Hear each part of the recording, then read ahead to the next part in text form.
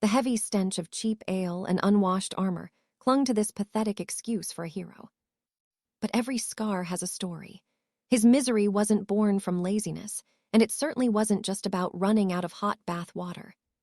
Stick with me, you're about to watch this lowlife drunkard rise from the ashes after a shadowy syndicate, and a runaway wagon murdered his noble family. This drunkard wasn't just some common beggar. He was a knight of the high order with terrifying gifts, hardened by 5 years of blood and steel in the foreign wars. But when he finally returned to his homeland, he found his kin slaughtered by a guild of rogue mages. Something about this just doesn't feel right. Our hero, Alaric, will use every ounce of his combat training and God-given strength to tear down everyone responsible for his family's blood. He's planning to slip into their fortress and butcher them one by one. Mercy, that's a word he's long forgotten. Sleep well, dear. See you tomorrow. Just then, an urgent bell rings. A young woman bolts out the door, fumbling with her boots. Her crest marks her as Elena, a royal scribe on an urgent mission. She needs a pass for the royal carriage. At the capital's main station, her ride is waiting. The morning passes are all gone. Luckily, the scribe manages to snag the final seat on the last coach, a surprisingly plush spot for a common traveler. The scribe glares to her side with pure disgust. Sitting right next to her is a man who looks like a filthy vagrant. She curses her luck for being stuck in this corner. Frustrated, she wonders what kind of man ends up this broken. The stench of wine is overwhelming. Even worse, his ragged tunics are so caked in mud they're ruining the expensive velvet. Judging by his heavy snoring, this vagabond spent the entire night drowning his sorrows in a tavern. The scribe literally pinches her nose, just to survive the ride next to him. Now watch closely. She pulls out a magic stone to focus on music, trying to ignore him while the mysterious drunkard sleeps on. Exhaustion finally hits. It's been a nightmare of a day since sunrise, and the young scribe eventually drifts off into a deep slumber. Little did she know, her afternoon was about to turn from bad to absolutely disastrous. Suddenly, Elena is jolted awake, thrown violently forward as her magic stone skitters across the floor of the carriage. Screams erupt all around her. Disoriented, she struggles to make sense of the deafening crash that just shattered the silence. Panic sets in. Travelers are slumped over, the carriage windows are smashed to pieces, and the silk curtains are splattered with, well, red sauce. The road ahead is a slaughterhouse. The carriage is in ruins, and the floor is stained red. The coachman is out cold after striking his head. Outside, the carriage has veered off the mountain pass and is dangling over a jagged precipice. She fumbles with the leather strap holding her down. It finally snaps free, but the wreckage groans and starts to slide further. The cliffside gives way, and the heavy carriage plunges into the dark abyss below. The scribe is falling into nothingness. Terror masks her face as she reaches out, her fingers grasping only for thin air. You're probably thinking it's the end, right? Well, just then, a strong hand reaches out to save her. Before she hits the rocks, a grip tightens around her waist. Stunned, she looks up to see her savior. It's the wandering drunkard. Alaric holds the carriage with one hand, while hoisting the girl up by her leather belt with the other. Wild hair hides his face, but his eyes are sharp and cold. Elena can barely process what just happened. Trembling, the scribe realizes who he is. She clings to his forearm, a limb thicker than both her hands combined. Breathless, she stammers out a thank you, but Alaric doesn't answer. He can feel the carriage about to snap in two. Spotting a gap in the wood, he seizes the moment and hurls the girl right through the shattered window frame. She goes airborne, completely stunned. As Alaric drops with the wreck, she's sent flying toward the safe mountain slope. She thuds onto the grass, gasping for air. She can't believe that filthy man just tossed her like a rag doll. But then, the falling carriage erupts in a ball of fire, forcing a terrified scream from her throat. Shielding her eyes from the blast, the scribe watches in horror. She realizes with a sinking heart that others were still inside. The ruins keep tumbling down the ravine. All she can do is watch in total disbelief. With nothing left to stop it, the carriage drops straight into the crashing waves. The ocean swallows it whole for a moment before wood fragments bob back up. Between the jagged rocks and white foam, only a small fragment of their ride remains. High above, a crowd of travelers begins to gather, drawn by the spectacle of the tragic disaster. The pileup was massive, involving 10 other wagons and blocking the entire pass, leaving our poor scribe stranded on the cold stone. And so we leave it there. She finally realizes that her savior was the very man she despised. All right, you and I are about to dive into one of the most intense rescue arcs you have ever seen. 𝒊𝒕🂂 can only mourn the lives lost as she leans against the rocks, trying to breathe, until a sudden scream shatters the silence. From the ridge, the children witness the horror, shouting that survivors are still down there. Stunned, Arthur rushes to the edge to see for himself, as Sarah begins crawling through the shattered glass of the bus. Then, our main character appears with a survivor on his back. 𝒊𝒉𝒄 is in total shock, while Kaylin braces himself against the wreckage, nearly clear of the vehicle. Seeing the chaos gives 𝒊𝒕𝒂 a brilliant idea. She grabs her phone, realizing she has to live stream this tragedy to the world. With a single tap, the feed goes live. Just like that, she starts an emergency broadcast for everyone to see. People from all over begin tuning in, as 𝒊𝒕𝒂 quickly updates her viewers on the devastating accident unfolding before them.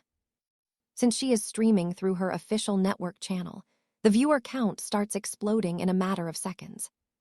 She shows the world the bus sinking into the depths. While she films the wreckage, Arthur explains the details of their journey. Suddenly, a head pops out of the windshield again. The entire world is now watching Kaylin save lives in real time. She calls him a true hero as Kaylin rises from the floating metal once more. The kids watching from above are going absolutely wild. The chat is a total mess of comments. On screen, the hero emerges with 5 people, acting like it is just a casual walk in the park. But Kaylin stays completely stone-faced, showing zero emotion. He spots a solid rock just a few feet away from the sinking bus. Now pay attention, because this part is legendary. He leaps through the air while holding everyone, and Arthur keeps the camera locked on him as a notification pops up. Her boss is blowing up her phone, demanding to know why she started this broadcast. She ignores the messages and keeps filming. He keeps asking where she is, but she blocks out her angry boss, who thinks a disaster is no time for a live stream. 𝒊𝒕𝒂 keeps the feed going. Meanwhile, 𝒊𝒉𝒄 pulls out a tablet from her bag that, against all odds, still actually works. The device is perfectly functional, without even a single scratch on the screen after everything. 𝒊𝒕𝒂 sends a quick text back to her boss, saying there is no time to stop now, and she will explain it all later. Back at the station, the staff are losing their minds, trying to understand what is happening. The newsroom erupts into a massive argument. Everything is pure chaos. In the back, a sound technician realizes the gravity of the situation and cranks up the volume on 𝒊𝒕𝒂's feed. The stream continues as the kids' screams of terror make the reporter jump. It is all happening so fast. 𝒊𝒕𝒂 grabs her phone off the rock to keep the broadcast steady. Now, the side of the bus is fully visible to the viewers. The massive vehicle spins in the water like a deadly crocodile. The heavy current starts pushing the bus right toward 2 jagged rocks. Kaylin watches as the bus drifts away. On the shore, one rescued woman is so hysterical that 2 people have to hold her back.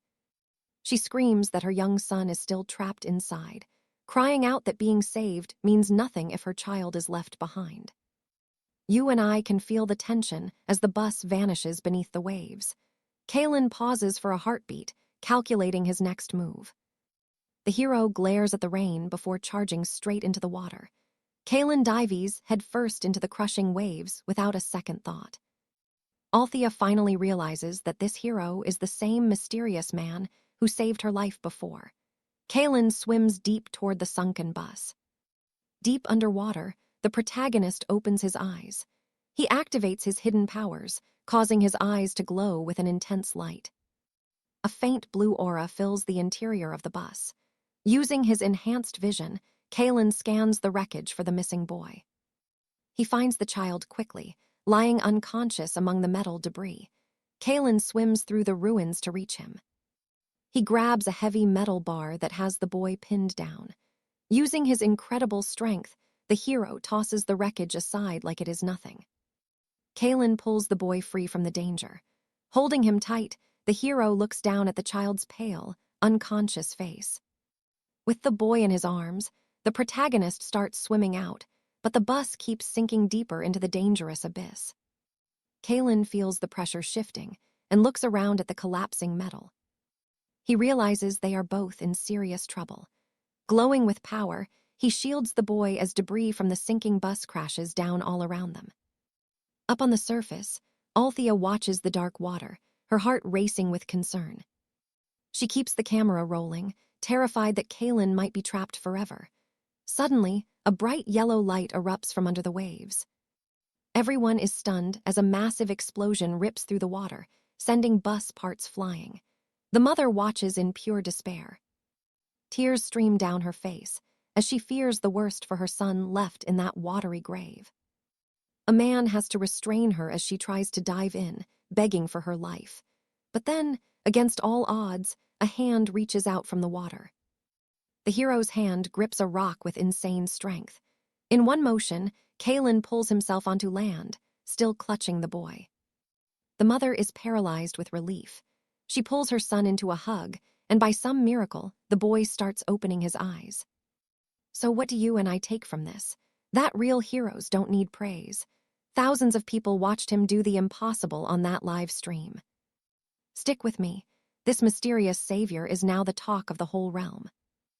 The royal guard finally arrives alongside the clerics. Everyone who witnessed the chaos now sees Kendrick as a true champion.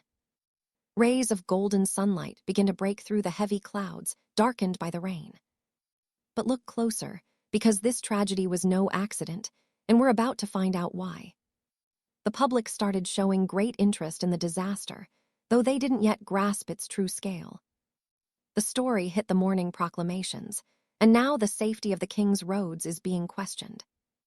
However, several chronicles kept their focus entirely on the new hero of the people. The entire realm's attention was fixed on the mystery man who saved the carriage from that deadly cliffside path.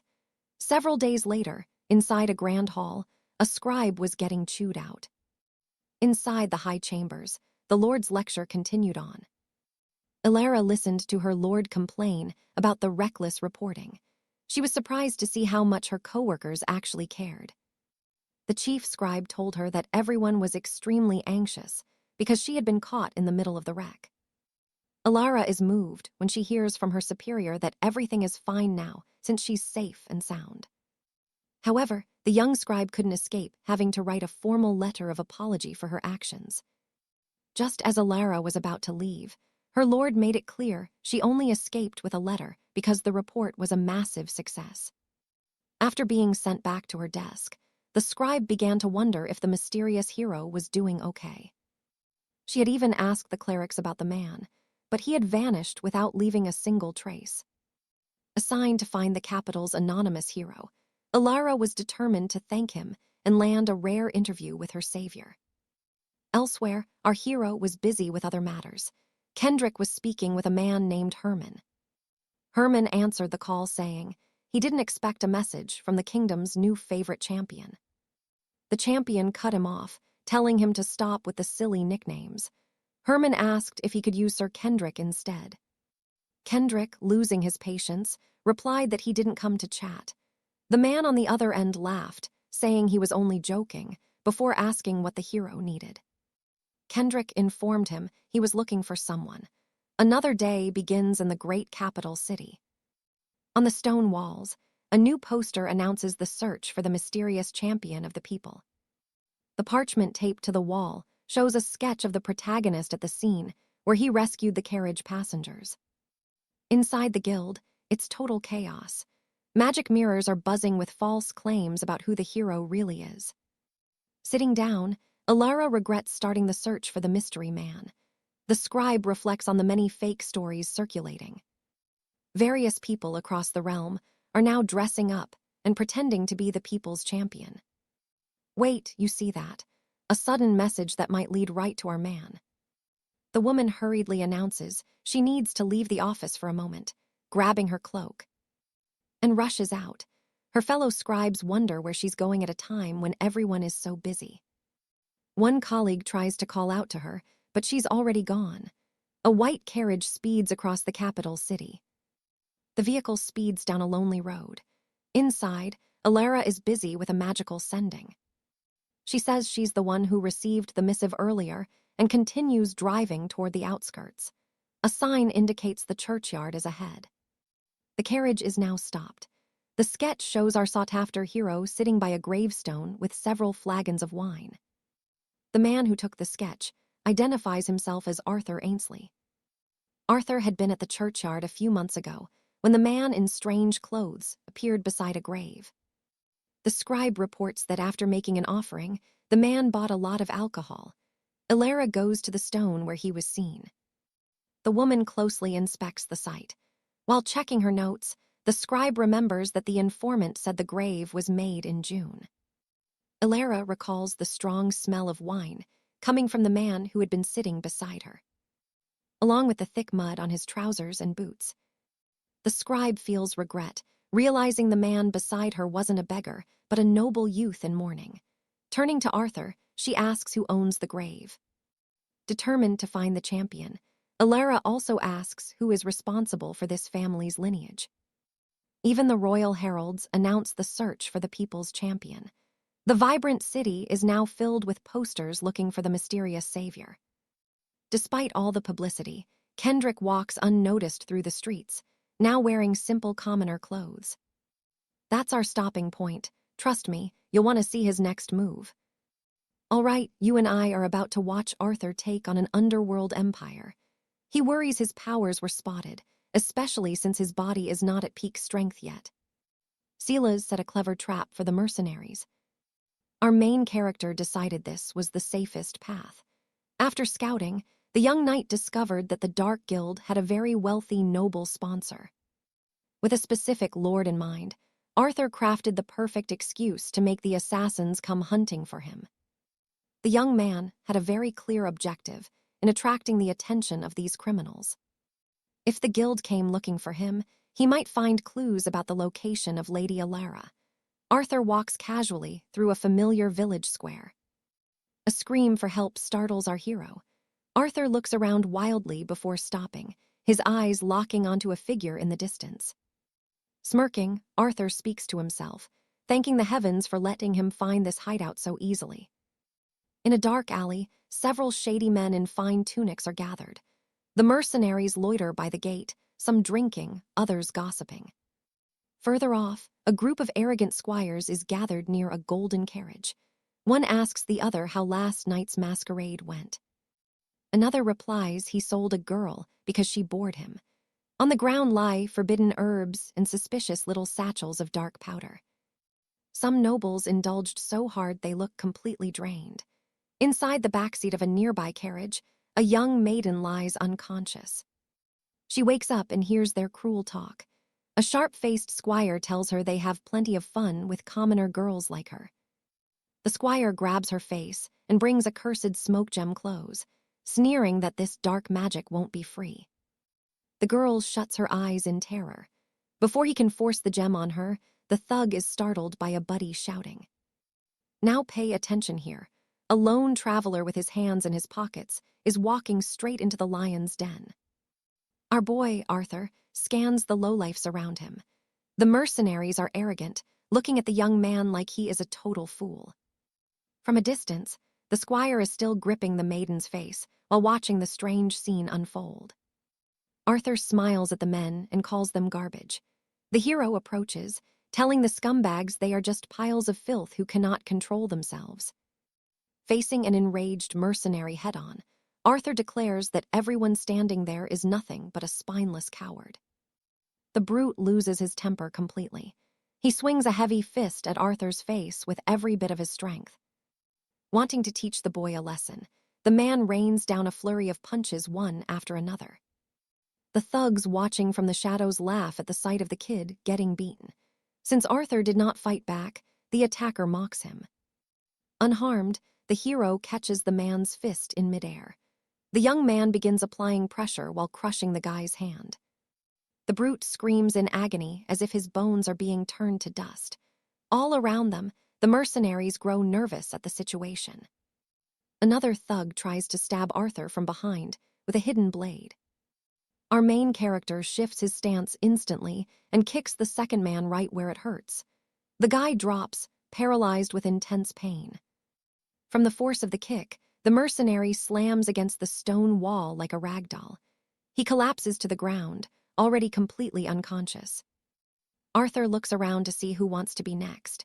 Since no one moves, he walks toward the gathering he just ruined. Confident, the main character tells the thugs he is only defending himself since they were the ones who struck first.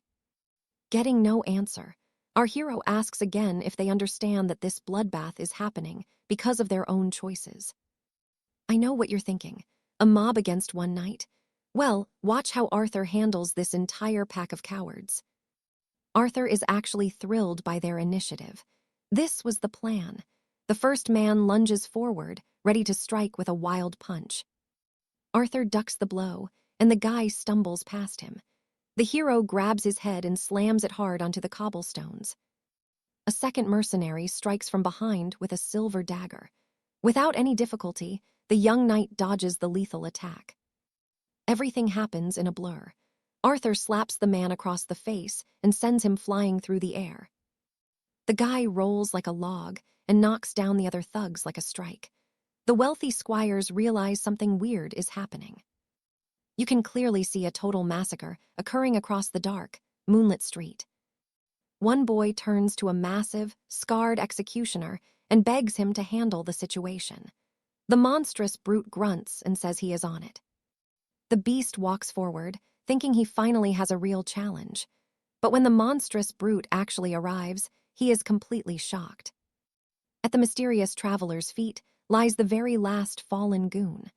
Arthur casually brushes the dust off his fine cloak. With all the thugs broken on the ground, the brute shouts at Arthur and demands to know who he really is. Without even turning his head, the young man replies that he is just a humble traveler passing through. Facing the massive warrior, Arthur says the party was too loud, so he came to see. The monster tells him to stop being arrogant. Trust me, you and I need to see this. He charges, but Arthur simply dodges the blow with ease. Stick with me here. You and I are about to witness Alistair absolutely humiliate these highborn noble brats by grabbing this thug right by the head. Furious, Alistair prepares to deliver his finale. He strikes the man's face so hard he flies further than a catapult stone. The villain slams into the wall where the young lords are hiding, leaving them stunned and wondering who this monster actually is. Still staring in horror, the boys watch as the thug's broken body slumps to the dirt. Frozen in shock, the noble brats finally react. One of them snatches up a heavy wine bottle from the table. The group charges the stranger at once. Calm and collected, the young warrior stands his ground, waiting for the coming storm. Once Alistair sees them enter his range, he connects a brutal uppercut to the first man's jaw. A slap for the second, a kick to the third, and a heavy palm strike to finish the fourth. The young man pauses to see if any of them can stand. Nothing. Suddenly, blinding carriage lanterns flash behind him, catching him off guard. When our hero turns, a heavy carriage is charging straight for him. At the reins is the lead brat. The terrified boy whips the horses to full speed. Our protagonist doesn't move an inch, staring down the approaching iron and wood. Moving at a lethal pace, the vehicle closes in. Alistair looks at the carriage like it's a child's toy. Pay attention here, because what happens next is purely insane. Alistair stops the entire carriage with just one foot, shattering the front axle instantly. With his eyes glowing, the hero looks thrilled. He's finally found his true target and charges straight for the driver. He thrusts his hand inside, seizes the brat by his collar, and rips him out while smashing the carriage to splinters. The boy flies and crashes into the mud. Shivering like a wet dog, the noble looks up at the approaching warrior. The young lord starts begging for forgiveness, without even knowing why. Smiling darkly, 𝑴𝒊𝒍𝒊 looms over him, telling him not to worry. With a hollow, soulless stare, the hero tells the little thug that he isn't allowed to die yet. The girl who refused the elixir wakes up in a panic. Above her, there is only the night sky and ruins. The victim bolts upright as she recognizes the area. A hooded figure nearby asks if she's finally awake. The girl asks the man with his back turned for his name. The young man tells her to be silent and stay put. He is almost finished. Then he turns to Julian, the trembling boy, and asks if they have an understanding yet. 𝒊𝒍𝒊 demands the boy's communication crystal, and the terrified noble hands it over without hesitation. The protagonist confirms the boy's name is Julian of House Vane. The boy nods instantly. Our hero, wanting to dig deeper, asks the brat what high office his father currently holds. Julian stammers that his father is the High Minister. 𝒊𝒍𝒊 thinks to himself that the investigation is proving to be accurate. The young man kneels beside the noble brat and asks if his father knows he's just a common thug. On the glowing crystal's surface, we see a magical link being forged to the boy's powerful father. Let's pause for a second. We've all wanted to see a corrupt lord get what's coming to him, right? The minister answers, demanding to know where his son is. 𝒊𝒍𝒊 speaks to the man on the other end, who sounds utterly baffled. The protagonist doesn't waste time, asking the father if he knows about his son's crimes. 𝒊𝒍𝒊 begins listing every dark deed Julian is linked to. He tells the father that since the boy was caught in the act, he's facing 10 years in the kingdom's darkest dungeon. Additionally, the young man notes there is magical evidence from all the luxury carriages in the area. The confused minister asks if 𝒊𝒍𝒊 is with the royal guard. The hero replies he's just a traveler, but his son and his friends tried to ruin his life. Shoving the crystal at Julian, our guy smiles and demands compensation since the thugs started this fight. On the other end, the father asks his son if this is true. Defeated, the playboy simply apologizes to his father. To top it off, 𝒊𝒍𝒊 tells the man that there is more to tell. There is proof that Julian tried to trample him while drunk, and both the merchant and the victim will testify as witnesses. The High Minister asks how much gold he wants. Our hero demands 4 million gold crowns and a signed oath not to harm the girl. The father loses his mind and asks if he's joking. The protagonist asks if the man wants him to broadcast a magic projection of this scene. After a silence, the minister bargains, offering 2 million. 𝒊𝒍𝒊 asks him to choose a title for the projection. Desperate, Julian's father threatens the young man, saying he won't escape this either, and that they should settle this quietly. 𝒊𝒍𝒊 makes it clear he knows the politician could manipulate the court and erase the evidence if they wait. So, this was the fastest way to solve the problem. The old man complains that his son is worthless. You and I just saw a masterclass in justice. Now, give an answer. Trust me, you and I are about to watch a corrupt lord fold. Sterling agrees to the terms, promising untraceable gold and total silence. Arthur cheers, finally getting his way, and tells the old man to meet him at the stone bridge by dawn. Then, he tosses Cedric's crystal back into the dirt. Our hero finally turns to the maiden, apologizing for making her wait through all that drama. Arthur knows she just wants to go home, but warns her that if she runs now, the nightmares will never stop. To truly kill the fear, he tells her, you have to cut the problem out at the very root. As the sun rises, men step from a silver carriage. Arthur believes problems must be finished today so that tomorrow is for peace. Arthur grabs the heavy bag of gold and checks the contents. It is stuffed with stacks of gold sovereigns. He tosses the fortune to the girl, who stands there in total shock, unable to believe it. She tries to thank him, but Arthur just asks how she got caught up in this and says no thanks are needed. When she starts to argue, he stops her cold. He did not do this out of the goodness of his heart. She calls him a savior anyway, but our guy just scoffs. He is no hero, just a passing rogue with a grudge. Somewhere else, a man slams his fist down in a fit of pure rage. Now pay attention, because Lord Sterling is seeing red. He swears revenge, knowing this blackmail could destroy his entire noble standing. He makes a desperate call to Baron Vane, the man who ruined Arthur's foster father years ago. Relaxing in his manner, the villain answers, casually addressing the Lord as his old mentor. On the other end, the Lord demands that this man be taken care of no matter the cost, offering a massive reward of 2 million gold sovereigns. The mercenary smiles, wanting the full story before taking the job. Vane accepts the Lord's dark request. A vision crystal shows the June incident, where a lone warrior saved a dozen people from a falling transport. A man watching the recording recognizes the mystery hero and wonders if it could truly be him. A woman bites her nails in terror, recognizing his face and movements. She says she will never forget that terrifying aura. It is a presence like no other. Another man slams the table, his blood boiling with anger. They thought he died in the war along with the others. In that dark room, these snakes wonder how he survived. A red-eyed woman snaps at them to stop panicking. They are here to plan their next move, not cry over ghosts. The man across from her says, telling High Lord Kale is pointless. They have to handle this mess themselves.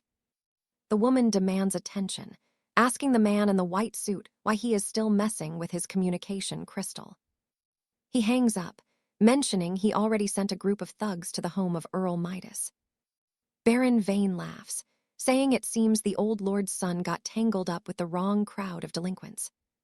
You and I both know Arthur is a magnet for trouble. Someone asks why their elite order is chasing kids, but they are quickly hushed. A man in a yellow cravat says he has no clue what the boy will do, given his wild personality.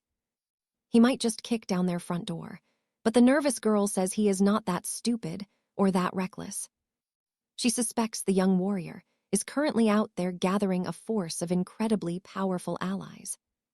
Her finger is bleeding from the stress. As a new day begins, a woman rings the bell at a massive estate. From inside the courtyard, a man slowly approaches the heavy gates to see who is calling. As Arthur Thorne appears from behind the gate, the woman says with determination that she finally managed to find him. He stares at Lady Alina, totally speechless.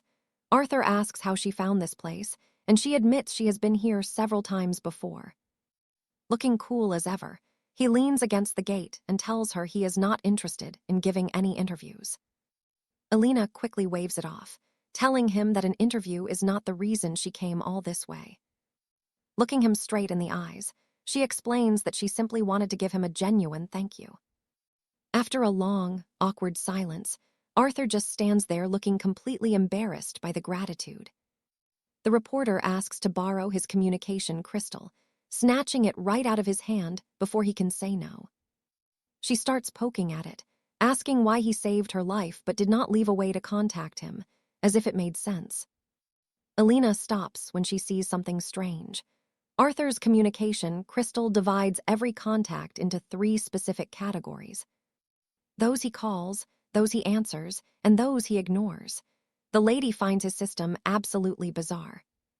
Shamelessly, she adds her own number to the 3rd group before asking what the difference is between the first 2. Arthur takes it back, saying it depends on who made the call. You and I will see him soon. Stick with me. We're starting with Alara asking if the people he calls are actually important to him. The lady reporter assumes everyone else is just a nuisance to him. Looking a bit awkward, Alaric admits that is not quite it. Those people are just ones he can afford to ignore for a while. Alara asks if she should change her contact group, but he tells her it is perfect as is.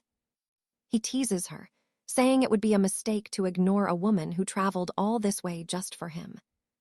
The journalist blushes, clearly moved by the young man's sudden smile. She smiles back and offers to buy him tea. Later, they are sitting across from each other in a tavern. They look like they're enjoying the talk, but a man watches them from a carriage window. Seeing Alaric in high spirits, the watcher concludes the world is a wonderful place. He recognizes the boy as the people's champion. With pure spite, the man scoffs that even a rogue like him can flirt with a noble lady. Alaric walks her to her transport. Alara waves goodbye and promises to get in touch very soon. As the carriage pulls away, she cheers. She thanked him, bought him tea, and they even had a nice walk. For a brief moment, the young woman pauses and starts to reflect. Realizing she practically had a date, she bangs her head against the window in shame. Alaric watches her chaotic exit with a very confused look. Standing alone, our protagonist mutters that he has been feeling a strange premonition for a while now. Now pay attention here. Alaric senses someone behind him and demands to know who they are. A man steps out, telling him not to worry. He is 𝒊𝒂𝒂𝒓𝒚, an investigator from a private agency in the capital city. Our hero looks skeptically at the card, while 𝒊𝒂𝒂𝒓𝒚 starts talking about a case of assaulted academy students. 𝒊𝒂𝒂𝒓𝒚, who just claimed to be harmless, looks incredibly shady. He asks for help in the most suspicious way. Alaric takes the card, calling the situation quite unfortunate. With a smirk even darker than the detective's, Alaric agrees to cooperate with his little plan. They head toward a nearby park to settle things. 𝒊𝒂𝒂𝒓𝒚 rants about how it is a terrible crime. The students claim they were attacked out of nowhere. Walking calmly, Alaric asks if maybe those rich students deserve to be put in their place. The detective freezes when Alaric continues, saying they did not just deserve it. You and I both know where this is going. 𝒊𝒂𝒂𝒓𝒚 says there is good and bad news. He asks the boy if he wants to hear them, but doesn't even wait for a reply. The good news? His client wanted no witnesses. Suddenly, a group of dangerous henchmen surrounds our young hero, but the bad news is still coming. Out of nowhere, 𝒊𝒂𝒂𝒓𝒚 draws and cocks a heavy revolver. Pointing it at Alaric, he says the bad news is his constant chatter annoyed him. Alaric does not flinch. He has only one simple question for the armed man. He glances around and asks if 𝒊𝒂𝒂𝒓𝒚 has already told the client that he has been captured.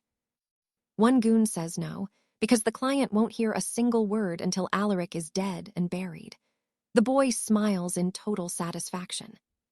With eyes glowing, our hero confesses that this makes things much more convenient for him. 𝒊𝒂𝒂𝒓𝒚 realizes his mistake. He starts firing his weapon desperately toward the young man. Alaric dodges the bullets, as if they are standing still while closing the distance. Suddenly, our hero is glowing with a terrifying golden aura, standing face to face with the armed man who looks ready to faint. 𝒊𝒂𝒂𝒓𝒚 tries to land a punch, but the young man avoids it easily. Alaric grabs the man by the collar and tosses him away like a scrap of paper. The goons are terrified seeing their boss broken. They decide to charge with their weapons. With glowing eyes, the protagonist just stands his ground and waits for them to arrive. Alaric dodges while seizing the arm of an attacker wielding a sharp blade. The young man delivers a strike right to the family jewels. The poor guy nearly passes out while spitting up total nonsense. Alaric catches the knife mid-air.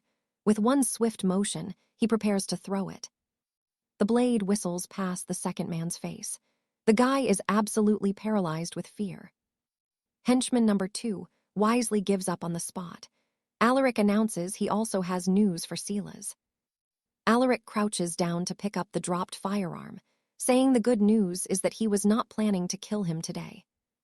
And yeah, you and I saw that coming.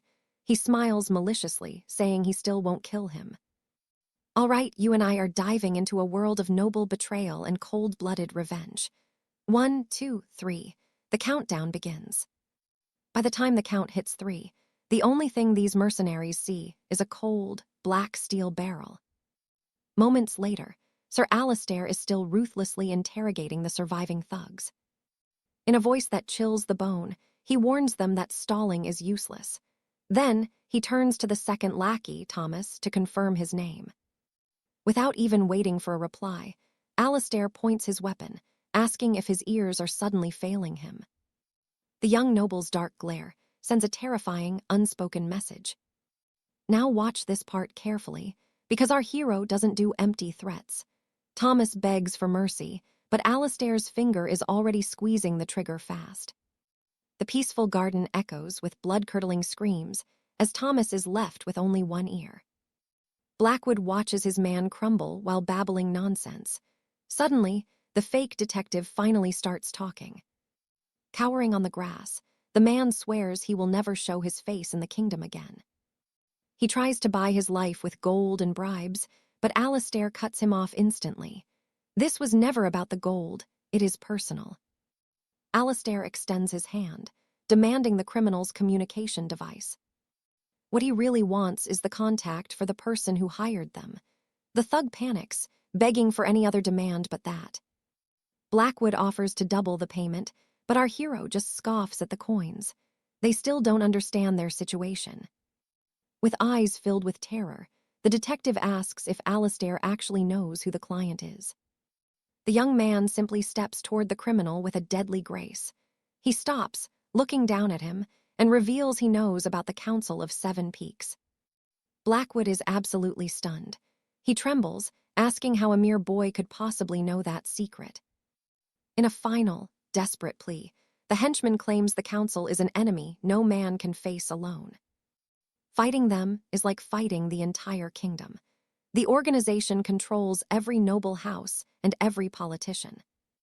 They have endless wealth at their disposal. Even the king himself is nothing more than a pawn for the Seven Peaks. No one dares cross them, especially their most ruthless executive, the high-ranking Baron Valerius. While fumbling through his coat, Blackwood tells him that revenge is impossible. He should just flee the kingdom. He hands over his device with shaking fingers, offering to introduce him to a specialist who can change his face forever. Our hero couldn't care less about the warning. He just scratches his ear and yawns during the speech. 𝑴𝒊𝒍𝒊𝒕𝒂𝒓𝒚 crouches beside the broken man and says he actually appreciates the free advice. But this isn't a negotiation. The young noble makes it clear his only choice is to hand it over. As cold steel presses against Blackwood's skin, 𝑴𝒊𝒍𝒊𝒕𝒂𝒓𝒚 asks if his ears are clogged again.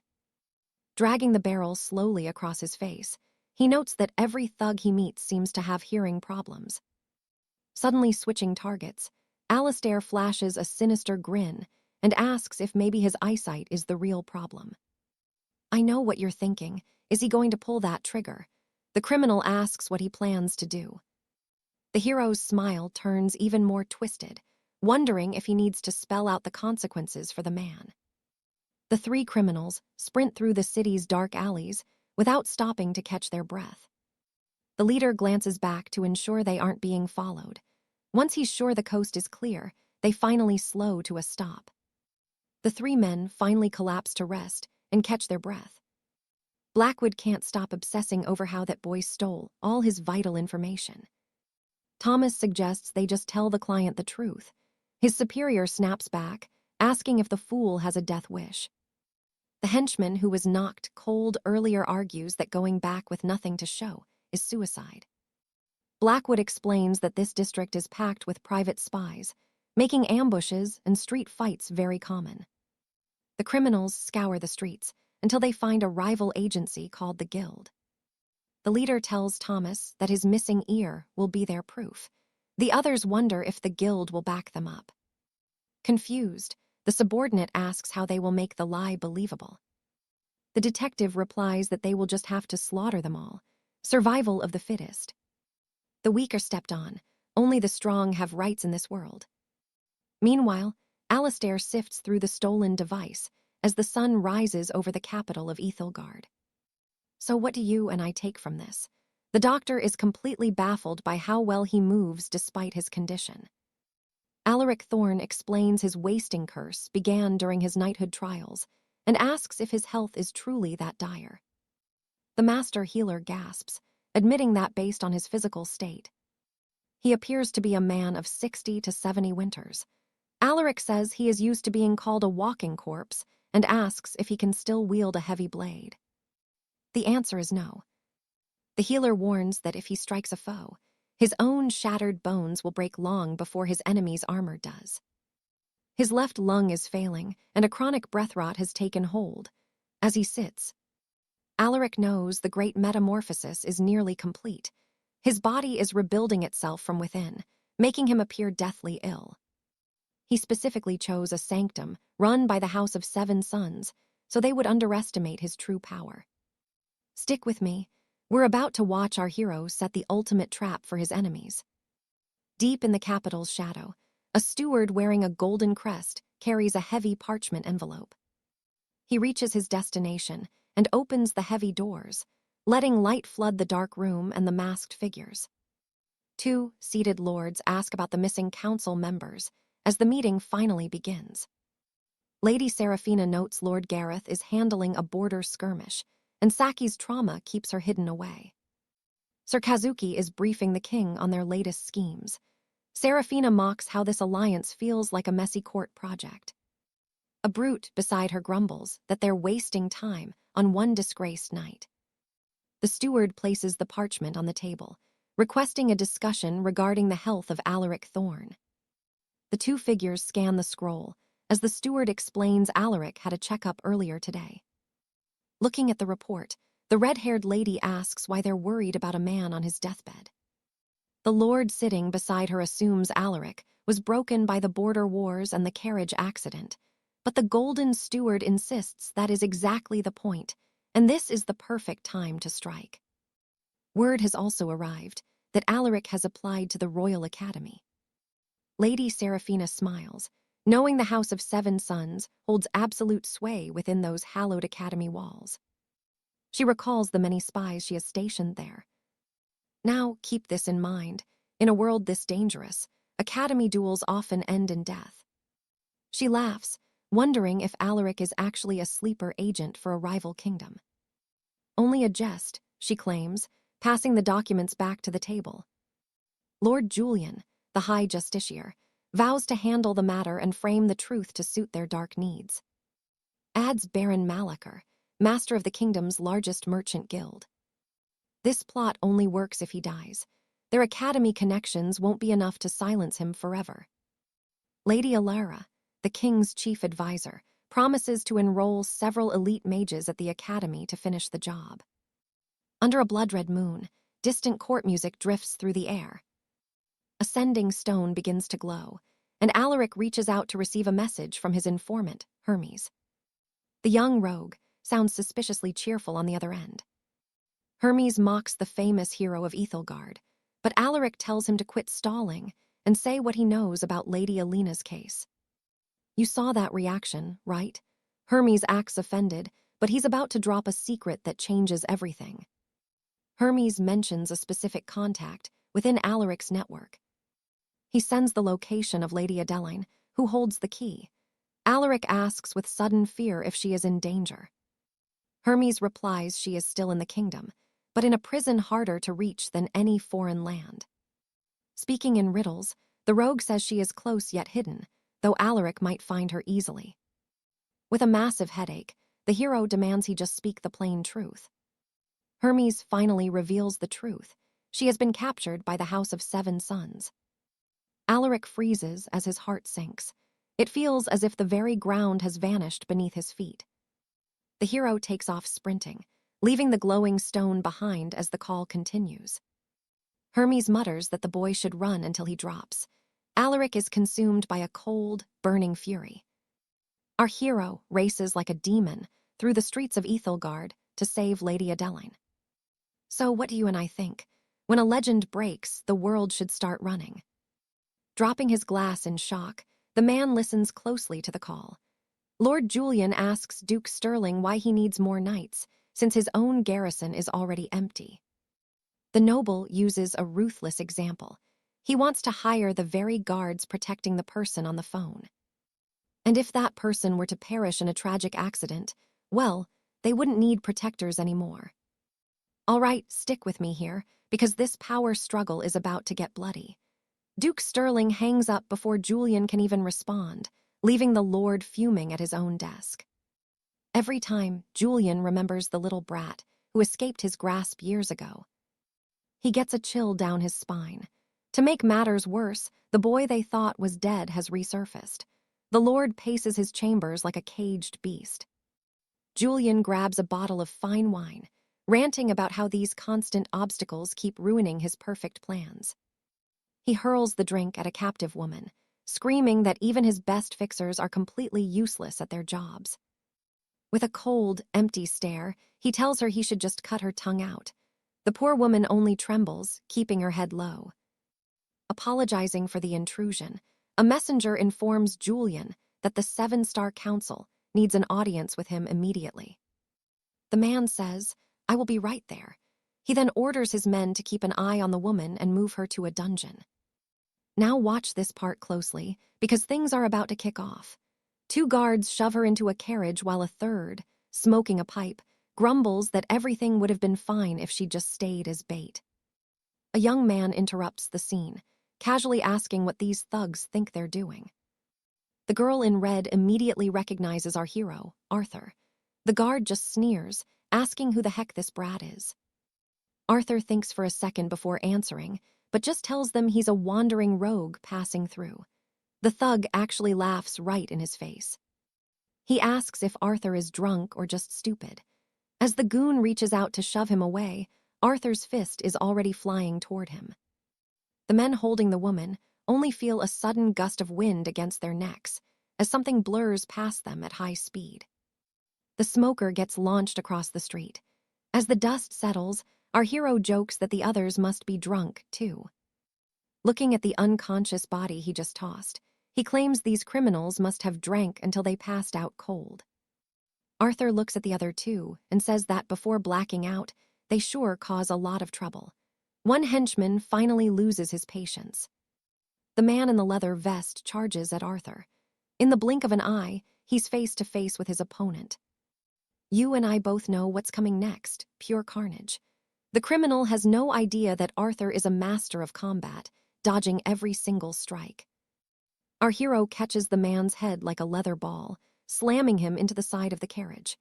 The other guy sees his friend fall and charges with a jagged kitchen knife.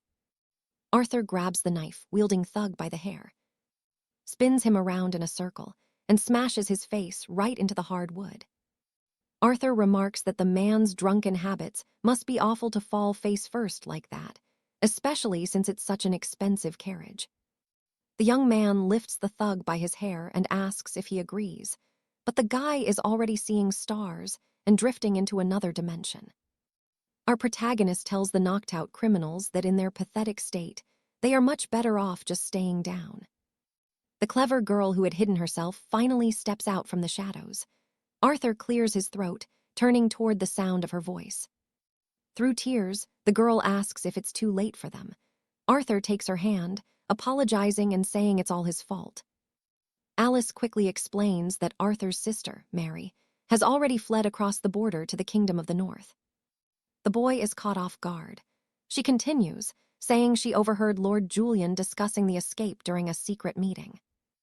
Julian was furious and smashed everything in the room. The noble blamed the poor girl for Mary's sudden disappearance from his custody. He had even assumed she was dead. Arthur says the boy's loud shouting made all his sense of nostalgia completely vanish. His friend asks where he's been hiding for the last 5 years. The boy says he went to study abroad and met some interesting people. Then his acquaintance asks if he's been involved in anything shady. Arthur imagines shady types as thieves who steal from the common folk. But Arthur actually pointed a pistol at a man. So the young man answers that he's definitely not a con artist, though his friend still looks suspicious. He asks who those newcomers are. Walking down the hall, rows of young people dressed in black cloaks approach. They are envoys from the great northern kingdom. Arthur asks why they are cosplaying as Dark Knights inside a royal academy for scholars. His friend sighs, saying it's not just a costume. The political situation in our lands has become incredibly tense and dangerous.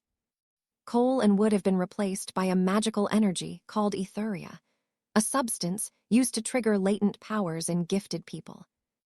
Since our kingdom developed the refinement process, a massive number of awakened individuals have started appearing everywhere in the realm. Now, factions from all over the world are moving. On the surface, it's just a student exchange, but it's actually deep espionage. And trust me, you and I are going to want to see what happens next, because these students, they are actually the Northern Mafia. House Paradise hails from the north, Pure Stream from the east, and the Hammerang Order comes from the Crimson Isles. The nobles here live by one rule, the trial by combat. If you have got a grievance, draw your sword. The student council technically still exists, but nobody actually respects their authority anymore. Trust me, Alaric thinks this whole setup is a massive waste of time. Suddenly, a towering knight with piercing green eyes demands he get out of the way. Alaric just finds the provocation amusing. The brute glares down at him, waiting for our hero to bow and move aside. Before blood is spilled, a slender lad intervenes. He claims the green-eyed knight is blocked by a literal cloud of lingering resentment. This makes the brute absolutely livid. He swings at the boy, shouting about the lack of discipline in House Paradise. But the lad catches his arm midair and calmly replies that he knows better. He adds that in the North, they teach grown men not to meddle in the trivial games of children. A sharp voice rings out commanding them to stop. A young lady draped in a golden cloak walks toward the chaotic scene. She asks if the Crimson Order wants to break the Academy's fragile balance. The boy recognizes her as Lady Genevieve of House Paradise. Quickly changing the subject, he points at Alaric and warns him to watch his back. Alaric is confused. He does not even know the boy. Genevieve scoffs that the others will just watch while the weak are trampled. She glares at Alaric and tells him he is nothing but pathetic trash. Once the crowd thins, a colleague sighs, telling Alaric that this is simply the brutal reality of the Academy these days. Moments later, a student rushes up to check on the master. He pauses, gasping for air as he tries to speak. But Lord Cedric, the council president, arrives and apologizes for his late arrival. The master tells him not to worry. Both of them are perfectly fine and uninjured. The student admits his shame. It is clear that the council is now just a shadow of its former self, a group with no real bite. Alaric is zoning out and not even listening. Regardless, the leader persists. With a desperate gleam in his eyes, he begs advisor Alaric of the Veil to please look after them. Now watch this. Alaric almost agrees out of habit, but then remembers he holds no such title. A long, awkward silence follows between them. Cedric asks the lad if Master Sayer had failed to explain the situation to him. The boy explains the master promised a legendary advisor. Alaric gets more irritated than he did during that three-man ambush from earlier today. While the master boasts, Alaric asks how he dared to deceive him. He will only accept if there is a guarantee the council is different from the other houses. He looks into the eyes of the president and asks if he will stay humble once he finally tastes true power. The boy bows his head at the sharp question. Eventually, the council member admits that their nature would surely change. I know what you're thinking, Alaric is done. He refuses the offer, even as the president insists change is inevitable for them. He claims that once they regain their power, the methods they use will not matter in the slightest. Even if they must use their advisor as a mere stepping stone, he is determined to transform this corrupt academy into a kingdom to be proud of. Later, the three men share drinks on the grass. Alaric tells Cedric that he possesses a surprising amount of natural charisma. Flushed from the wine, Cedric claims that holding his ale is the most vital trait for any great leader. The boy asks if he might pose a question. He then asks if Alaric is close with Master Kalin. Our hero freezes at the mention of that name. Shifting the mood, Alaric asks Cedric how he could have possibly met someone as terrifying and dangerous as Master Kalin. A flashback shows a young squire at his feet. Another boy lies broken and bleeding on the stone floor before him. The standing boy watches the others struggle for air. The stone floor all around him is stained deep crimson. Completely unhurt, the lad asks those nearby if they truly found pride in tormenting those far weaker than themselves. Several knights lie broken and groaning on the ground around him. Some are completely unconscious from the sheer force of his blows. Others struggle to even move. The only boy left standing says he feels disgusted whenever he is around such arrogant nobles. Young Alaric looks back at the boy on the floor. He notices that the poor lad does not look well at all. The boy's right hand will not stop shaking. Alaric realizes he is feeling the same sensation, the feeling of body and soul ripping apart. The student is shocked that anyone could understand his pain. Alaric explains that he calls this violent process the metamorphosis. The teen kneels beside the fallen boy and says that now that he has seen this, he cannot simply walk away. And that's where we leave it. A new legend has just begun. All right, you and I are jumping right back into it. Cain warns that during his awakening, no one should dare touch him. He claims he will stand alone once it is finished, yet his soft smile makes the threat feel like a playful jest. The young squire finds this unexpected mercy deeply moving, remaining on his knees as our hero calmly walks away into the distance. Within a grand spire in London, a scholar in spectacles wonders if he is feeling nostalgia for the very first time, but quickly realizes he is wrong. This rush is actually the thrill of finally uncovering something brand new. The scholar recalls that our hero underwent his awakening years ago, yet he seemed perfectly stable back during their academy days. Master Alaric questions whether Cain has already reached the next tier of power, even though the idea seems completely impossible. He judges the situation in silence. Behind the eccentric man, the walls are plastered with notes and scrolls hinting at a dangerous obsession.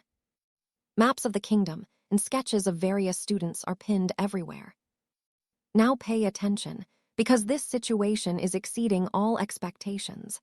The scholar is certain he has just found himself a brand new test subject.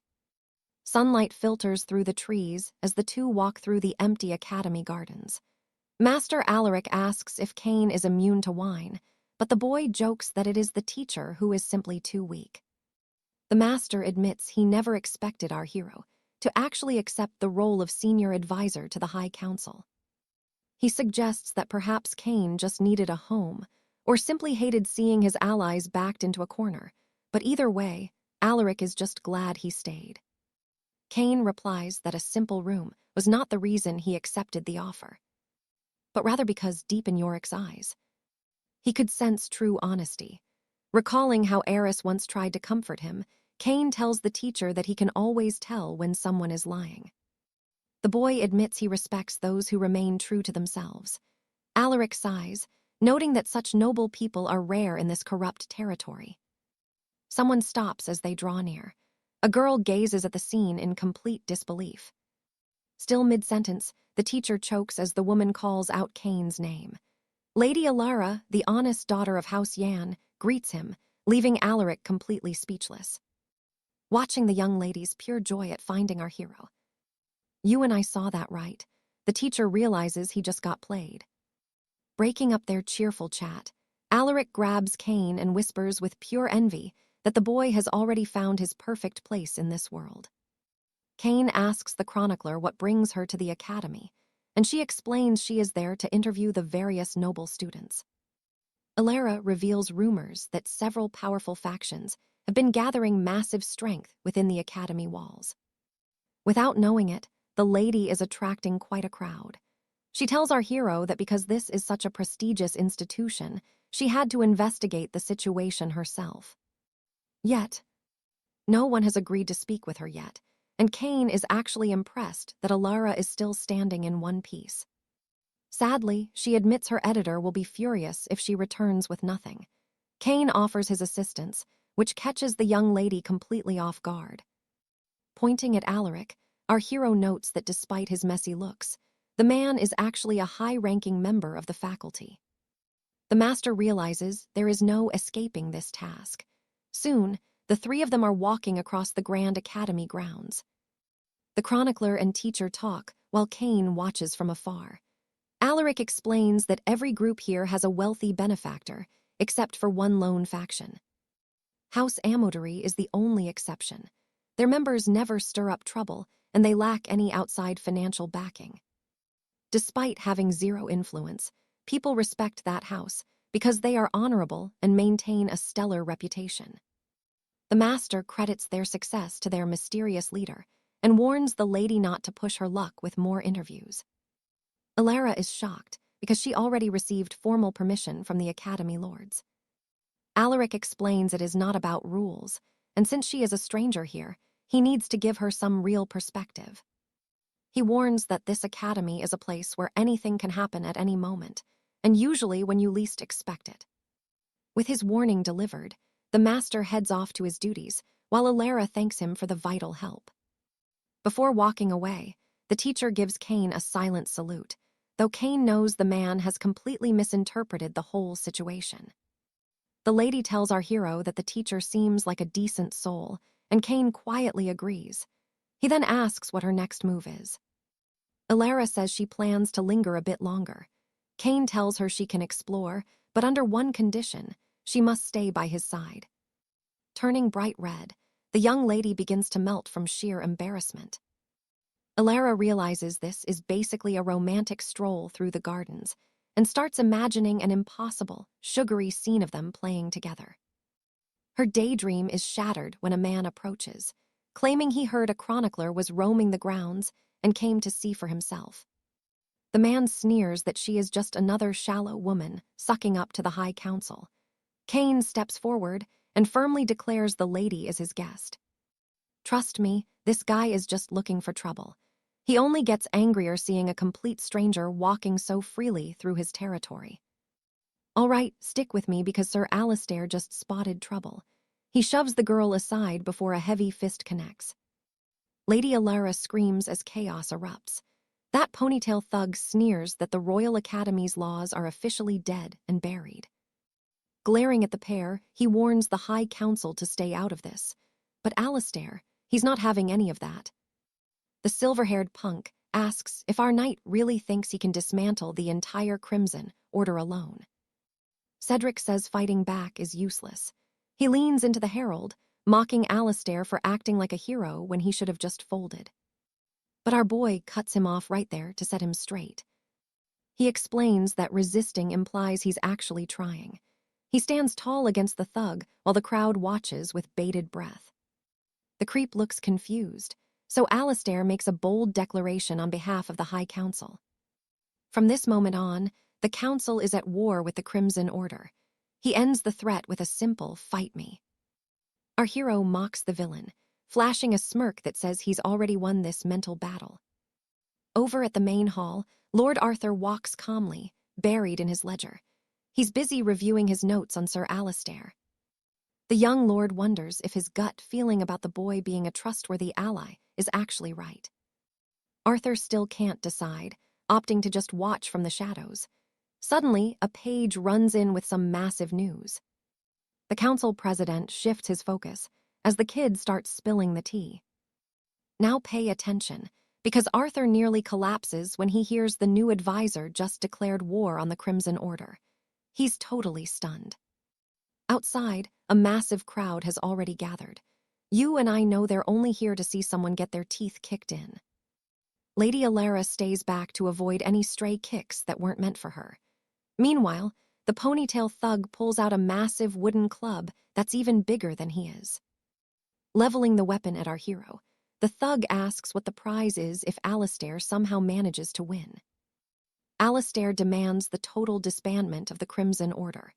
The silver-haired villain can't even process a demand that insane. He tells the boy that even jokes have a limit.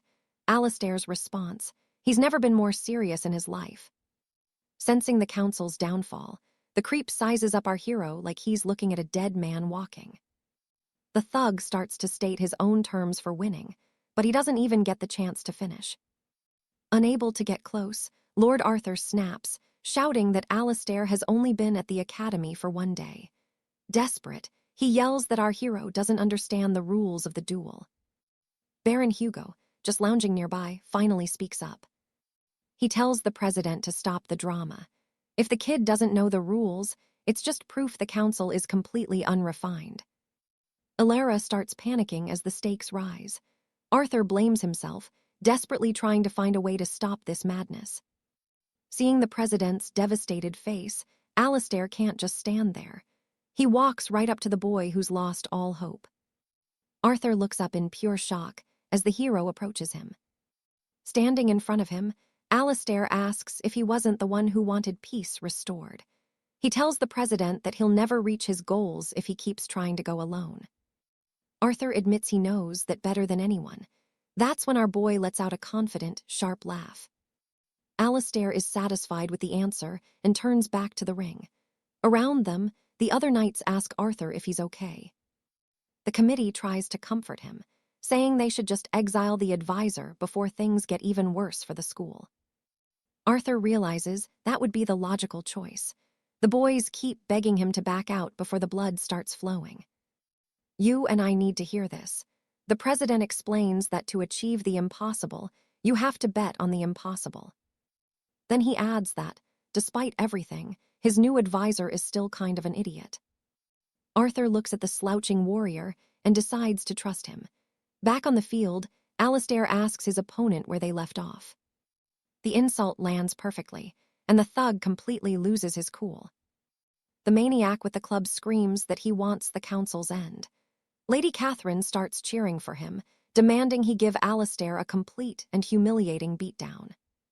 Alistair's opponent charges at insane speed, running and leaping with a wild, desperate strike. Within a fraction of a second, they are standing eye to eye. Everything is moving like a blur, but our hero just casually dodges. The thug realizes instantly that his strike hit nothing. Cedric readjusts midair, lunging at Alistair like a wild beast possessed by a dark spell. Dodging every strike with ease, Alistair realizes the Shadow Syndicate isn't backing this order. If they were, things would be different. The terms of the duel would have involved his own head on a silver platter. He figures they are just watching for now, and that's where we leave it. Watch Alistair moonwalk away from danger. Pretty wild, right? All right, you and I are about to watch a hero so bored he's napping, while the crowd thinks he's losing. A long-haired noble in the audience is the only one who realizes how one-sided this fight truly is. Meanwhile, the pole-wielding madman is furious, begging Alistair to just stand still so he can land a single hit. Alistair finally remembers the pest is even there, landing a single punch to the face that sends the youth straight to the floor. Our hero swipes the staff and starts doodling on the ground, while the crowd stares in absolute disbelief at the scene. Some of the onlookers are even whispering that it must have been nothing more than pure luck. He tries sketching a circle but ends up with a bean instead. Then, a massive brute tries to launch a sneak attack. Naturally, Alistair dodges, grabs the giant by the collar, and flips him over his shoulder using only the stolen staff. The man faceplants and skids away, as Alistair recalls the earlier orders given to him by Lady Seraphina. She wanted a total demolition, and now the big guy is trembling as he realizes the deep hole he's fallen into. Just as he was about to scream for mercy, he takes a heavy boot directly to the face. The agony of the students echoes through the courtyard, as Alistair sends a crimson spray flying across the academy stones. Now pay attention. While the long-haired noble watches calmly, the rest of the crowd looks on in pure, unadulterated horror. Drenched in crimson essence, Alistair makes it clear he's just following orders and asks if that's enough of a beating. The poor soul passed out a long time ago, so our hero looks toward Lady Seraphina for his next instruction. She's stunned by his sheer audacity as he goes back to sketching a countdown starting from 0 on the floor. He almost botched the number, and redoing it would have been a massive waste of his precious time and energy. Alistair points at the crowd and starts counting heads before getting bored and turning to Lady Alara with a question. The president shakes off her shock and asks what the hell he wants from her now. He gets straight to it, asking if a duel can be one night versus every single person present in the courtyard. The committee leader admits there's no problem if he chooses his opponents, and they all agree there's no limit.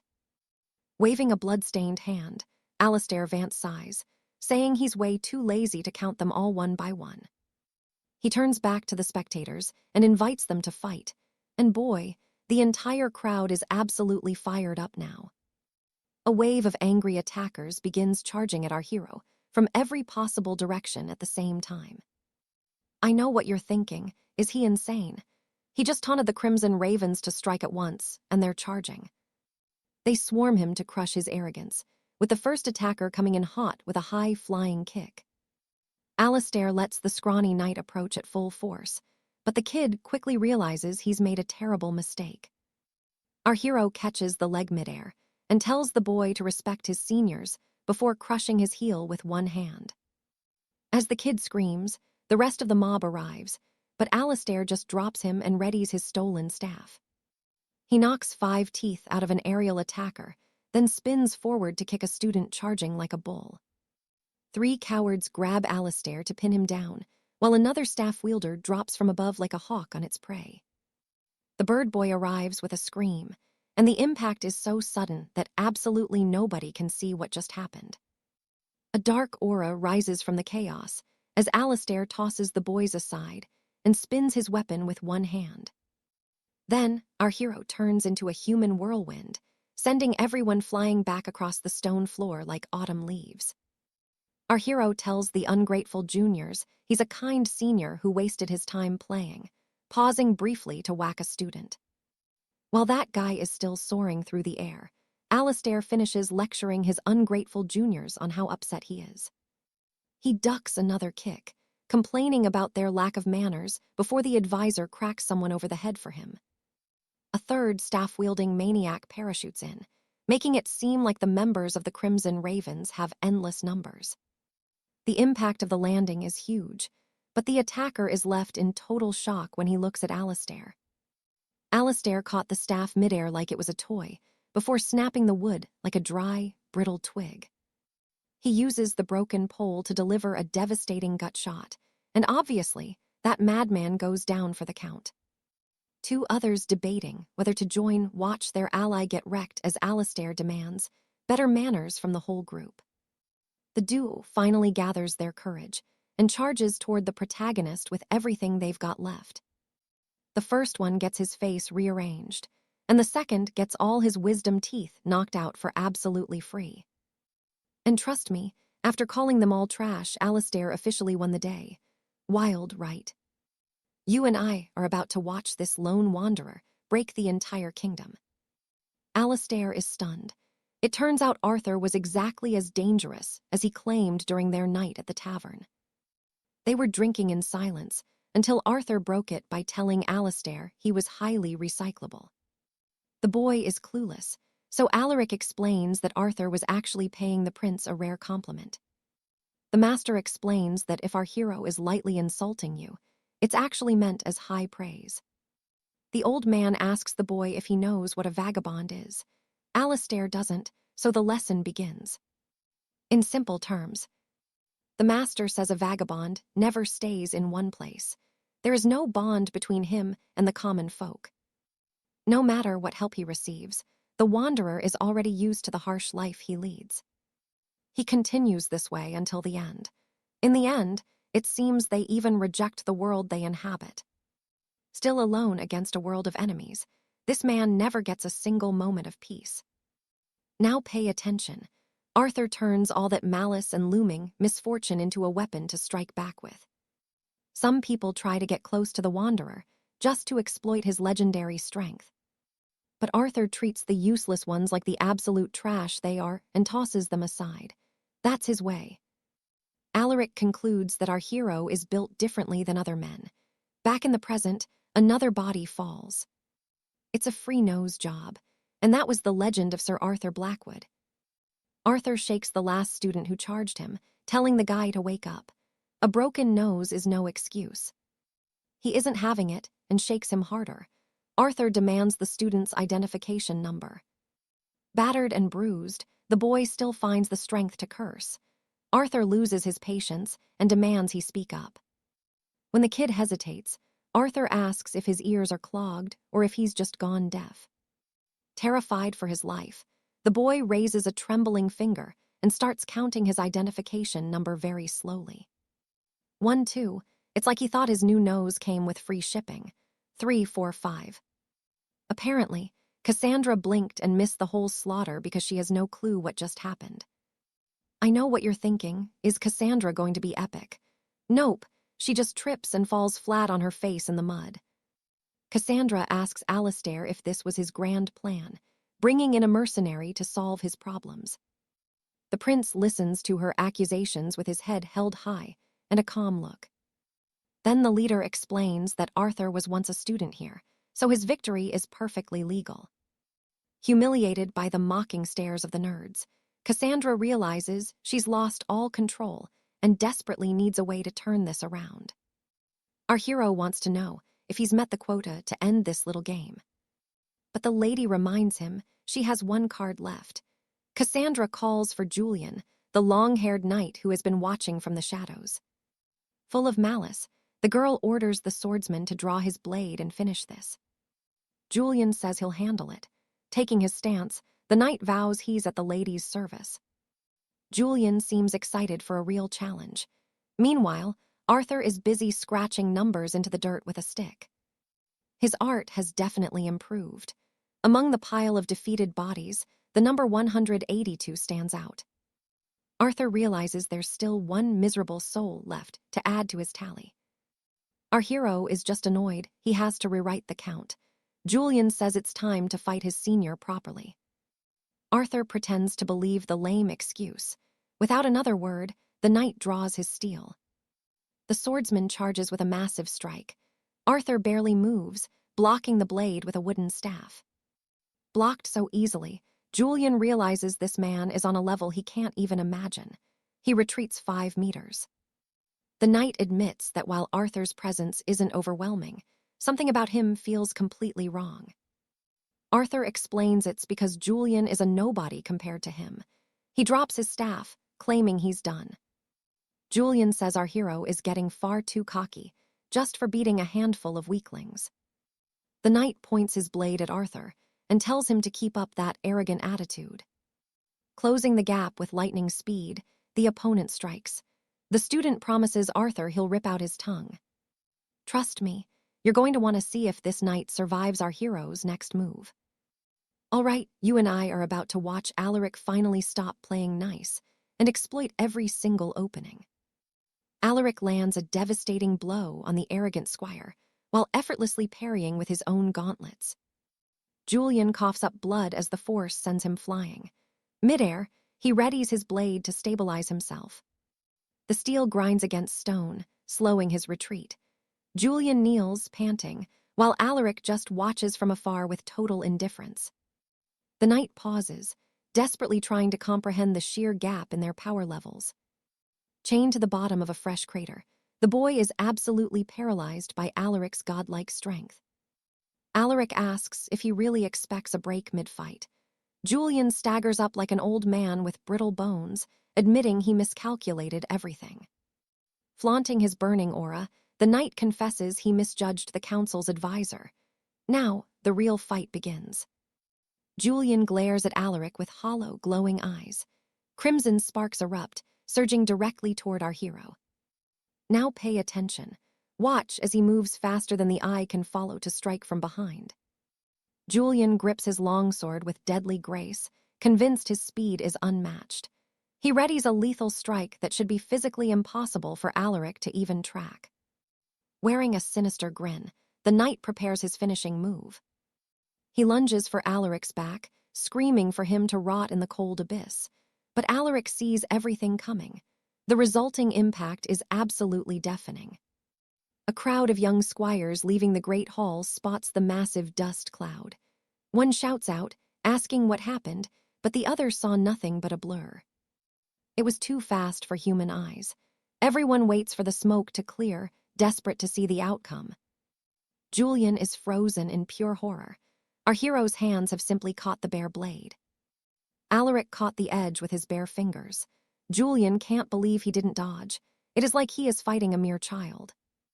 Alaric looks him in the eye and asks if that was his best effort.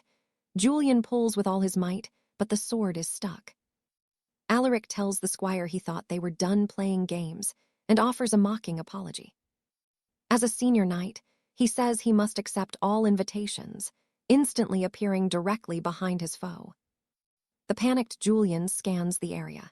He swings wildly, but Alaric has already shifted a full 180 degrees behind him. I know what you're thinking. One more dash for glory.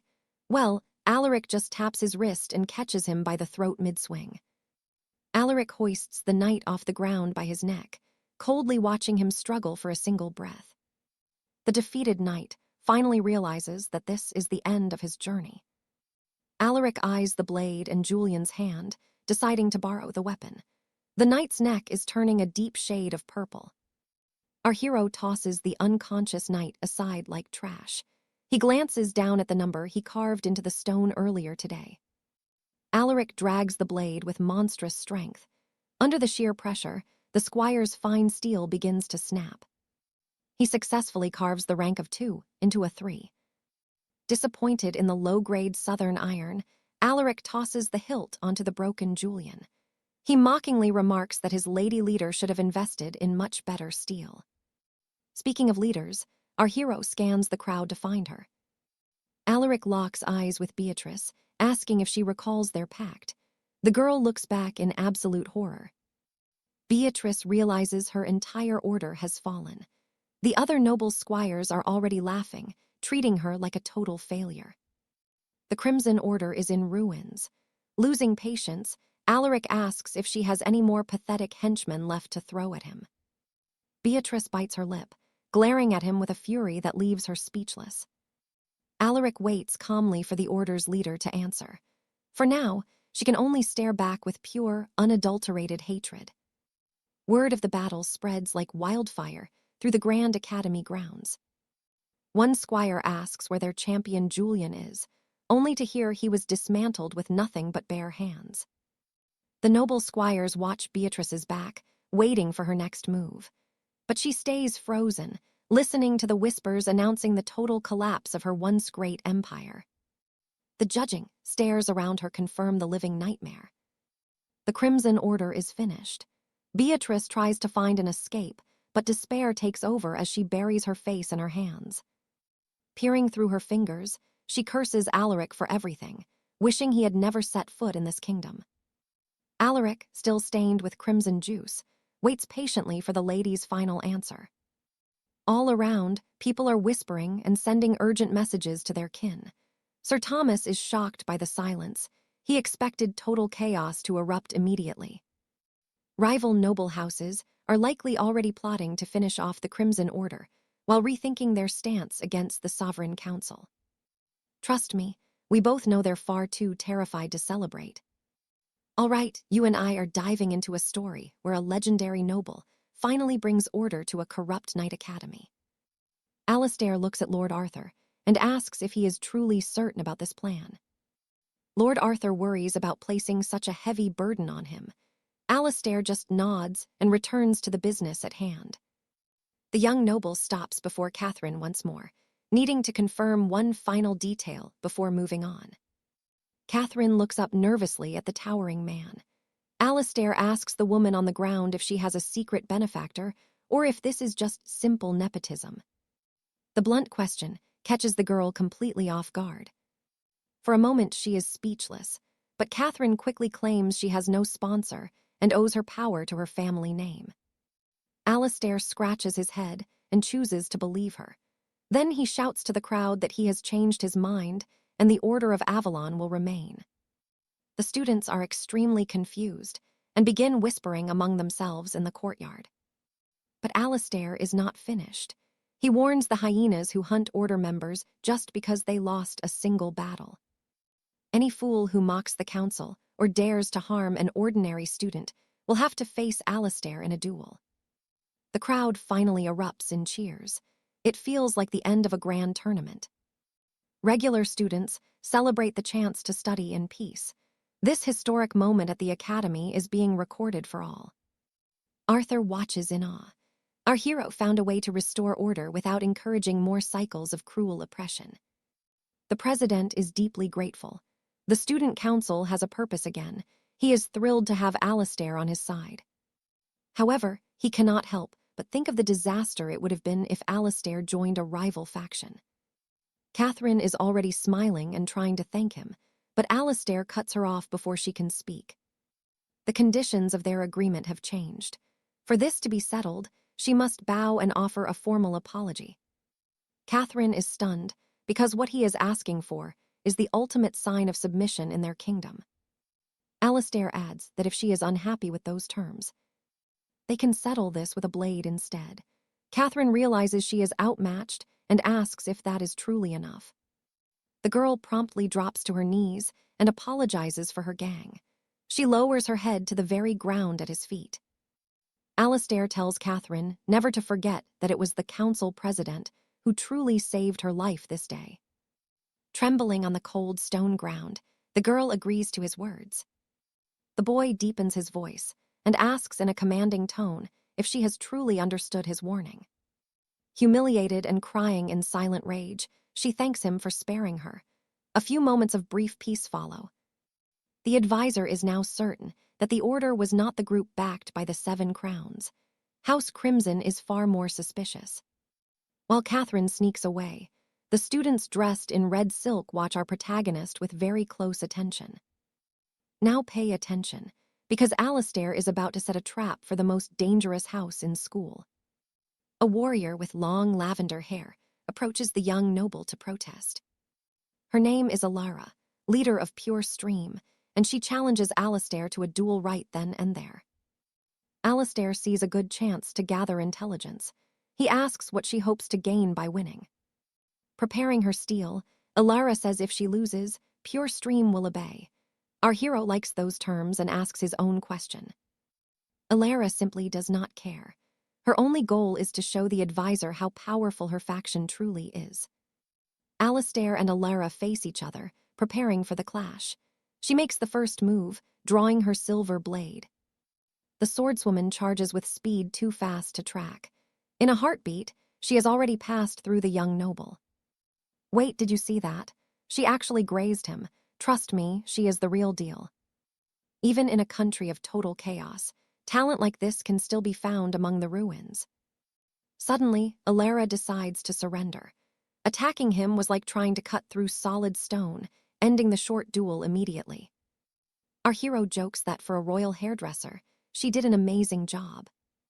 The boy looks exhausted and asks if anyone else wants a fight because he is ready for a break. He was about to say that fighting level 2 warriors is draining, but a blur of motion interrupted his thoughts. A lean man lunges at full speed to strike, but hits the earth instead, creating a massive crater. The skinny warrior calmly lifts his fist, ignoring the upperclassmen while staring directly at the younger students. So what do you and I think? Is he ready for this next fight? Stick with me to find out. Further back, Baron 𝑴𝒊𝒂𝒂𝒓𝒚 stands stunned by the raw powerhouse whoring kept hidden. All right, you and I are about to see our hero skip the talk and ask if they serve the 7 crowns. The hulking brute nearly spills the truth, but his lean partner shuts him up fast.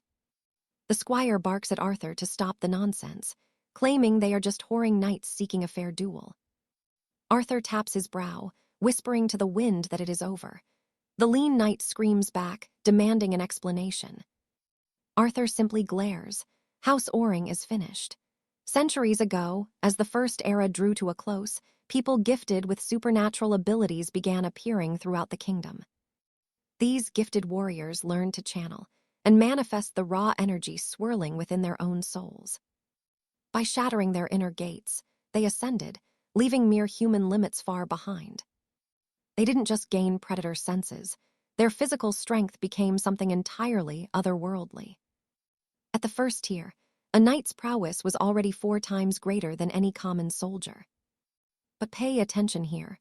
The second tier jumped that power 16 times over, though it was not fixed. A single elite could wipe out entire battalions of regular men. However, such terrifying power came with a heavy, soul-withering cost. Their bodies would slowly rot and wither away, consumed by a mysterious, dark phenomenon. Then, nameless alchemists brewed a secret soul elixir. They claimed this draft did not just stop the decay, it could transform ordinary peasants into legendary warriors. This became the ultimate key to mass-producing and controlling an army of gifted soldiers. Great kingdoms labored tirelessly to forge stronger knights, obsessively guarding every secret of their alchemical research. Even with a king's treasury, forging a second-tier warrior was nearly impossible. Full royal backing still struggled to produce a single squad of these elites, but they were vital because second tiers guaranteed absolute victory on any battlefield. This was power humanity was never meant to hold, a force that ensured total dominance. You and I both believed that, right? That was the rule, but right now, it looks like total garbage. That is the shock hitting everyone watching Arthur right now. He just thrashed 2 second-tier knights at once. Arthur hauls the lean knight up by his throat, demanding the truth about their masters. But he keeps lying, claiming they are just simple whoring vassals. Arthur snaps, slamming the coward into the dirt. Answer now, and it will be over fast. Nearby, a third whoring squire watches the scene in absolute terror. The boy weighs his chances for a sneak attack, while Arthur is distracted, slowly inching forward. Arthur warns the boy without even looking back. Strike if you truly wish, but prepare for the inevitable bloody consequences. The squire freezes. Arthur tilts his head just enough to catch the boy in his peripheral. That glare is so heavy the boy feels it in his bones. Every ounce of his courage instantly evaporates. The sheer murderous intent in Arthur's eyes nearly makes the poor kid vomit. When the squire in red looks up, it feels like the entire world has narrowed down to that single gaze. Slowly, the world returns. The boy starts shrieking and begging for his life, like he is staring at a vengeful wraith from the abyss. Barely pulling himself together, the boy realizes Arthur is far more terrifying than even the 7 crowns. The memory of that look will haunt his dreams for years. The trembling whoring squire points at his fallen comrades, stammering that he was just trying to say they serve house whoring. The lean knight screams from the grass, asking if he is trying to get them all executed right here. Arthur asks with a dark grin if the boy knows what happens to those who do not shut up, especially with a royal chronicler right there, documenting every single moment. The lean knight stops, actually weighing his options. The brute has been face down in the mud so long, he is basically part of the landscape now. They only have one play left. Without a second thought, both knights scramble and bolt for the hills. Arthur lets them run. He has got bigger problems. He turns his focus to the third squire in red who did not even draw his sword. To confirm what he already knows, the master swordsman asks if the kid even dares to say who truly sent them. The boy stays quiet. Arthur spends a long moment just boring holes through him.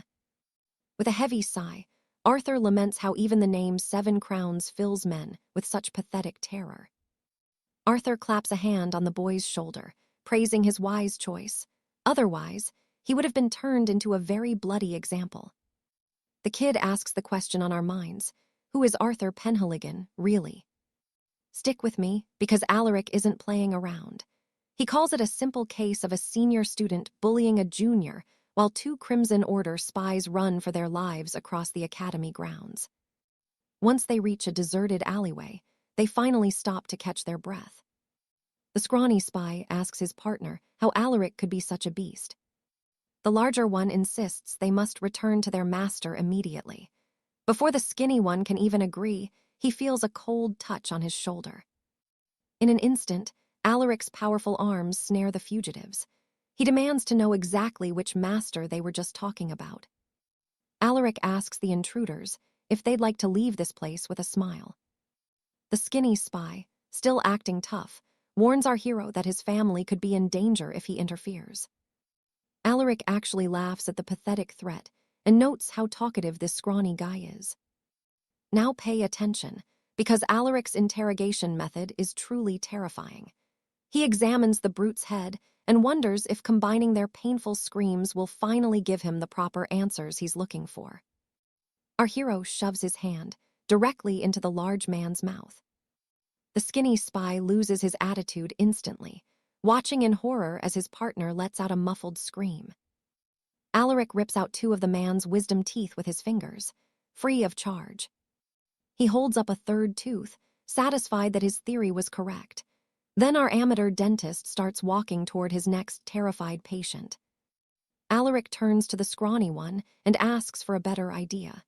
The spy raises his hands, desperately begging the young noble to stay back.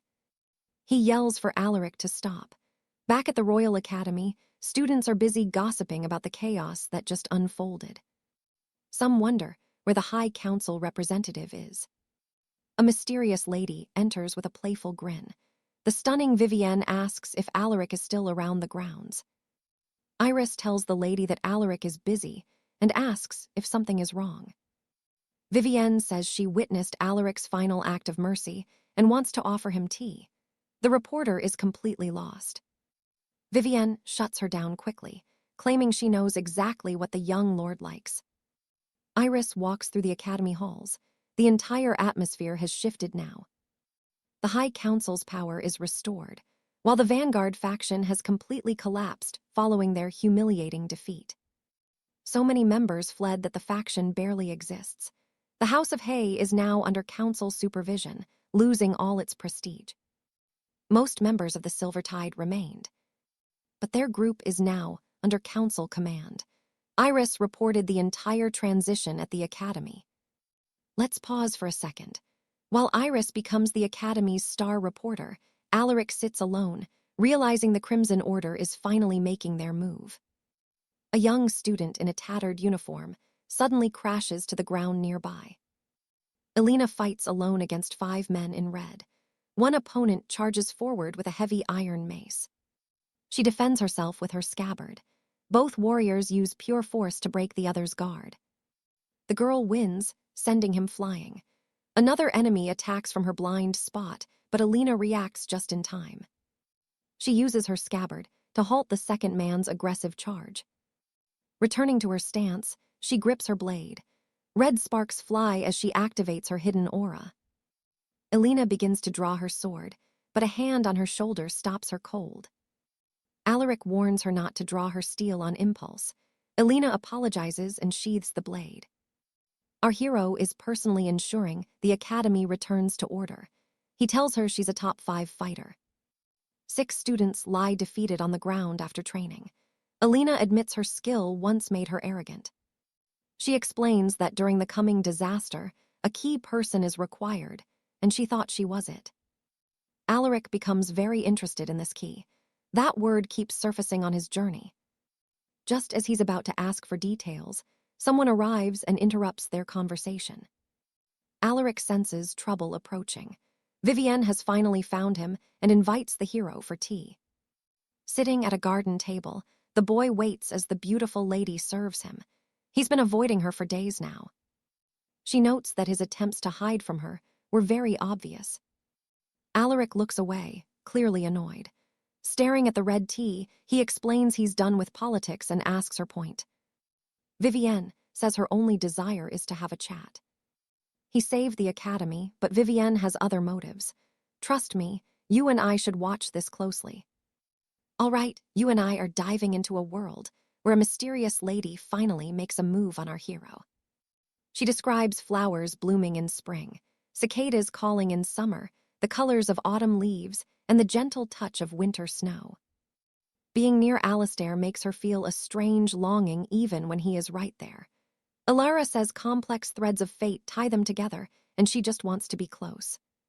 The boy is left speechless, but he quickly takes a sip of his tea and asks her to stop saying such random things.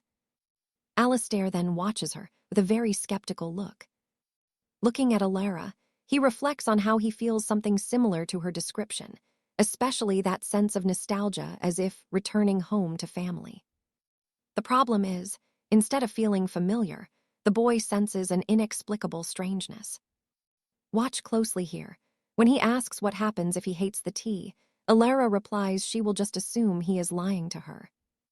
Alistair notes the young woman seems to know a lot about him. She looks at him tenderly and says maybe she really does. Then she adds she knows him as well as his own parents, which really irritates the boy. Leaving the table, she tells Alistair he is free to come and go from this place anytime. The hero watches as the young woman takes the cup away. Alara explains this place is called the Gilded Rose and is run by the Shadow Guild, making it perfect for private talks. Alistair wonders how such a public spot offers privacy, but he suddenly stops himself. Something is wrong. Despite his fame, not a single person in the crowded shop even glances at them. The girl mentions a small adjustment was made to the location. Nothing special, she says. Without a guide, the tavern is as invisible as a roadside tree. People walk past as if it doesn't exist. Alistair concludes that the woman in front of him is definitely not an ordinary person.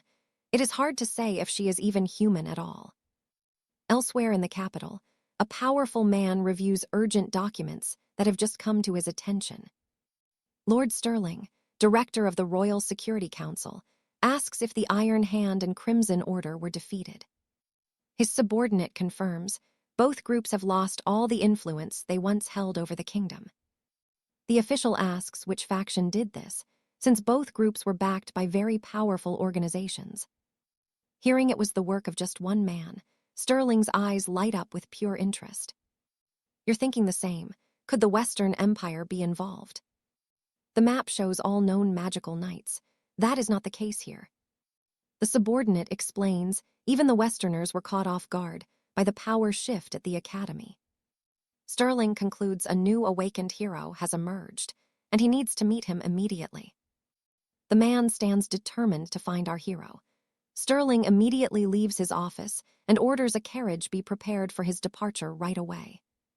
An officer outside is surprised. The director is handling 𝒏𝒅 Academy matter personally. Lord Thorne says, as a veteran of the council, Stirling shouldn't make such rash decisions. The director disagrees, stating this is exactly the kind of issue someone at his level must resolve. The rival argues they should value obedient soldiers more than uncontrollable strategic weapons. The secretary steps towards Stirling. Thorne stands face to face with the director and asks if he is still clinging to a failed project. Stirling warns him to watch his words, while a random guard tries to ease the tension. The director immediately grabs the man by the neck. Stirling lifts him and tells his subordinates the awakened are far more than just weapons. They could become one-man armies. He throws the man aside, explaining that unlike weapons, you can actually talk to the awakened. Thorne asks what happens if they act like weapons that cannot communicate. The director simply replies that no matter how monstrous their strength may be, deep down they are still human. Stirling believes things can be resolved with sincerity, as he calls the hero. On the other end of the line, Alistair answers the high official's call. The boy tells Alara that he needs to use the place immediately. The beautiful girl says she will leave since trouble is clearly on the way. Because the caller was so persistent, Alistair decided to meet him once and for all. Alara reassures the young man by saying that if he treats problems as part of fate, they might actually start to hold some meaning. With a smile, she tells Alistair that hardships are part of every hero's path. The protagonist guides the director into the Gilded Rose Tavern. And that's where we leave them. Stirling observes the room with interest as Alistair prepares for a confrontation. All right, you and I are diving into a clash between a rogue legend and the crown. Lord Richard offers Alistair a seat, assuring him his request is simple. Staring at the warrior, Richard proposes a secret emergency alliance. Alistair scoffs, asking if the Royal Defense Council wants him to become their personal lapdog. The young man remembers the blood and steel of war. Alistair tells the minister he was a human weapon in the Western realms, forced into years of brutal mercenary work. When he finally sought peace, his world shattered. News arrived that his kin were slain and the rest had vanished into thin air. Pointing at the Lord, Alistair snaps that the kingdom never lifted a single finger to help him in his time of need. Instead, he was a pawn for the 7 sigils. Furious, he sees this contract as nothing but a way to chain and watch him. Looking Richard dead in the eye, Alistair demands a single good reason to accept the crown's proposal. Richard urges him to use the alliance for his own vengeance, since they both share the same dark and powerful enemies. Still, the Defense Council needs a way to ensure his overwhelming power is guided toward the right path for the kingdom. Alistair admits he is willing to burn the law to reach his goals. Richard promises that the council's job is to make the young man's actions legal in the eyes of all men. Our hero has one final question. What happens if he eventually becomes a threat to the nation? Watch this, the answer is cold. Richard replies that they will stop him at any cost. Alistair flares his aura, showing the minister exactly what he is dealing with. He echoes the man's words, stopping him. Lord Richard feels the suffocating pressure of a man who has walked through the darkest abyss. The young warrior tells the Lord that stopping him is not even an option to be considered. The Lord feels the killing intent like heavy chains. This boy carries more pressure than most high-ranking knights in the realm. Still, the man clenches his fist with conviction. There is a line between what can be done and what must be done.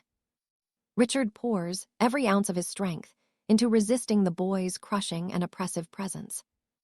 𝑴𝒊𝒍𝒊𝒕𝒂𝒓𝒚 suddenly smiles. He tells the official he is a terrible politician since he cannot lie or flatter others. The minister admits his blunt nature often causes headaches for his superiors back in the capital. And just like that, 𝑴𝒊𝒍𝒊𝒕𝒂𝒓𝒚 decides to play ball. He walks past the man, accepting the deal because he likes his honest attitude. Richard extends his hand, telling the boy to reach out if he ever needs support or resources. Shaking it, 𝑴𝒊𝒍𝒊𝒕𝒂𝒓𝒚 demands info on Lady Mariana and Kyra, assuming the girl is hidden in some royal infirmary. 𝑴𝒊𝒍𝒊𝒕𝒂𝒓𝒚 searches through his communication stone for a list of hidden locations. He hands over the intel stolen from the investigator. Richard promises to send word soon and begins to leave the room. Before going, Richard warns the protagonist that they will be crossing paths quite often from now on. 𝑴𝒊𝒍𝒊𝒕𝒂𝒓𝒚 waves him off, but there is no rest as his crystal starts glowing with an incoming call from the reporter. 𝑴𝒊𝒍𝒊𝒕𝒂𝒓𝒚 answers, and Lady Olivia grumbles about his problematic lack of manners when picking up the call. 𝑴𝒊𝒍𝒊𝒕𝒂𝒓𝒚 asks what she needs, and the woman laughs, saying she just wanted to thank him for her new award. Admitting that formalities are a bore, the journalist asks if the young hero is free for a meeting. 𝑴𝒊𝒍𝒊𝒕𝒂𝒓𝒚 says he is done with his business and tells her to wait outside her manor. He is on his way. Beaming with joy at his answer, the girl smiles brightly and agrees to wait for his arrival. Elsewhere, a secretary apologizes to the master, presenting a new plan despite the old man's zero expectations for success. However, the ambitious noble protests, claiming they can weaken him this time. But the master is skeptical. Is weakening such a monster even possible? The professor notes that sending 2 level 2 knights won't be enough, but the secretary just smirks at him. Stepping closer, he whispers 2 legendary names, Frost Viper and the Carrion. These mercenaries hunted 𝑴𝒊𝒍𝒊𝒕𝒂𝒓𝒚 back in the Western realms and know exactly how the young man fights. They are elite professionals, specifically trained to hunt and kill the very man they are now chasing. One mercenary calls it a simple rematch, though poking a dragon's nest usually ends in a bloodbath. The masked woman asks if it wouldn't be more thrilling to end this rivalry once and for all. So the stage is set for a deadly reunion. Trust me, you and I are definitely staying tuned for this coming battle. Trust me, you and I are watching the huntress ask her captain if they should skip the shadow beast. There is an old proverb in the kingdom: never challenge a man who finds genuine joy in the heat of battle. Through the enchanted scope, the crosshairs lock right onto the chest of our heroic knight. 𝑴𝒊𝒍𝒊𝒕𝒂𝒓𝒚 sees the threat. As the bells ring, Lady Alara's voice cries out and she sprints toward our hero in the square. The outrider hesitates briefly. Lady Alara was never meant to be part of this hit on Sir 𝑴𝒊𝒍𝒊𝒕𝒂𝒓𝒚. The huntress looks to her partner for orders, and the scarred veteran identifies the noble lady immediately. Fearing a secret alliance with the crown, the mercenaries decide to execute the lady on the spot. The bloodthirsty archer does not hesitate, leveling her heavy crossbow directly at the defenseless Lady Alara. Her finger tightens on the trigger as she whispers that Alara should blame the monster standing before her. The mechanism clicks, and the sound confirms a deadly bolt has been fired. Pay attention here. 𝑴𝒊𝒍𝒊𝒕𝒂𝒓𝒚 moves faster than the eye can follow, catching the enchanted bolt right out of the air while the lady watches in horror. 𝑴𝒊𝒍𝒊𝒕𝒂𝒓𝒚 holds the bolt like it is a 200 note before dropping the crumpled metal to the ground. The knight notes the damage. This was not a standard arrow, but a bolt designed to pierce elite armor. Shaking, Alara gasps and asks if he is all right, barely seeing the blur of the projectile. Our hero commands her to stay put before igniting his mana, promising he will return in a heartbeat. 𝑴𝒊𝒍𝒊𝒕𝒂𝒓𝒚 expands his senses to track the source. His divine vision pierces through the distant forest in the direction of the shot. Finally, he spots the crimson hood. The knight has located his target in the shadows. Without a second of delay, the boy surges forward like a bolt of golden lightning. He leaves a shimmering trail as he flies toward his foe, clearly annoyed at being treated like a common janitor. Always stuck cleaning up someone else's mess, he sees the target hood is now within his reach. 𝑴𝒊𝒍𝒊𝒕𝒂𝒓𝒚 strikes with force to shatter the cover, but wait, something is wrong. Our hero just fell for a clever trick by the assassins. The huntress laughs at him. 𝑴𝒊𝒍𝒊𝒕𝒂𝒓𝒚 finds her position instantly because the woman simply cannot keep her mouth shut. She has not learned her lesson. Once again, she wastes time talking instead of just ending the fight. The madwoman finally fires, convinced she has hit the hero as thick smoke billows from her heavy weapon. The talkative assassin freezes in shock. The knight dodged at the last millisecond, the bolt only grazing his face. It was all a calculation to lure the rat out of hiding. A second later, the two enemies are standing face to face. 𝑴𝒊𝒍𝒊𝒕𝒂𝒓𝒚 decides to finish this pathetic story right here, gathering a massive surge of mana into his fist. Realizing she is doomed, the mercenary begins to scream for mercy and begs to surrender her life. She waves a white flag of surrender and even drops to her knees to beg for mercy. Luckily, the knight diverts his strike. Completely broken, the woman offers to trade a vital piece of information in exchange for her life. After hearing it, 𝑴𝒊𝒍𝒊𝒕𝒂𝒓𝒚 can decide her fate. The hero tells her to speak before he loses his patience. Now watch this. She asks the knight if he truly believes an assassin of her rank would come alone. Panic sets in as he realizes the flaw in his plan. Still holding the enemy, 𝑴𝒊𝒍𝒊𝒕𝒂𝒓𝒚 throws his vision back. He pushes his aura toward the clearing where he left Alara. She seems fine, just standing there in total confusion. But suddenly, the winds of a new disaster arrive. A soldier grabs her like a sack of grain and slams her onto the hard ground. The captain grabs her by the hair, blaming her for the mess. Dazed, Alara asks what he is talking about since she was just standing in wait. The mercenary calls her a royal spy and draws a jagged tactical dagger from his belt. He lets it slip that this is pure revenge, fueled by a bitter jealousy he has held for years. Alara knows she must buy time. She recalls the words the knight spoke back at the Great Academy. She finds her voice and accuses the man of taking this hunt personally, failing the sacred code of a true paid sellsword. And wouldn't you know it, the lady has a point. Infuriated, he raises the blade to strike, but suddenly finds his entire body frozen in place. A crushing weight pins him down as he becomes paralyzed. The soldier finally realizes that not every mission is worth the gold. You and I just saw it. The world fades away as 𝑴𝒊𝒍𝒊𝒕𝒂𝒓𝒚's godlike gaze locks onto his soul. All right, stick with me because this guy just popped some cherry-flavored gum to reclaim his body with its pure energy. The mercenary flares his aura to shatter Arthur's bind, sending the poor reporter flying through the air like a ragdoll. In a split second, Arthur shouts a quick thanks to the girl for the distraction before catching her mid-air. Whatever was in that gum, he is way more powerful now as he charges straight for our hero. Their powers collide in a massive explosion of lightning. Arthur catches the soldier's fist and mockingly asks if he has been losing sleep lately. Arthur then offers a deal. He will let the mercenary walk today so he can go hide with his mother. The guy absolutely loses it. Hearing Arthur tell him to go run to mommy sends him into a blind, murderous rage. He wants to end Arthur right now, but he realizes his own body is starting to fail him under the pressure. Plus, the mission to wear down the hero is already done. He retreats, swearing that next time, Arthur will be a dead man.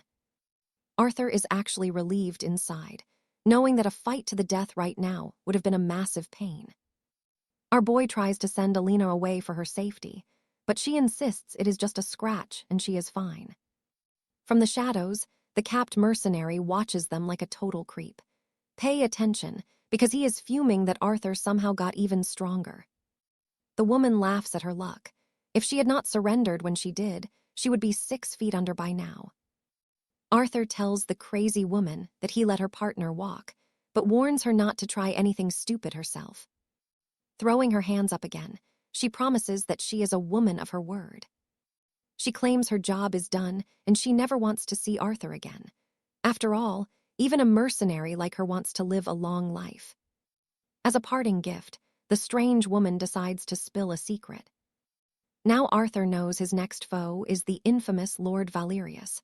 The woman jokes that he can call her Big Sis if he gets into trouble. She even hands Alina a discount coupon as an apology for almost sending her to the afterlife. Talk about a weird peace offering. Alina asks if she has any shame giving a coupon after nearly turning her into a funeral photo. The woman notes that Alina is not like the rest of them, leaving the reporter confused and asking what she means. She explains that people near their breaking point start adapting to anything, then adds that Arthur is actually one of the good ones.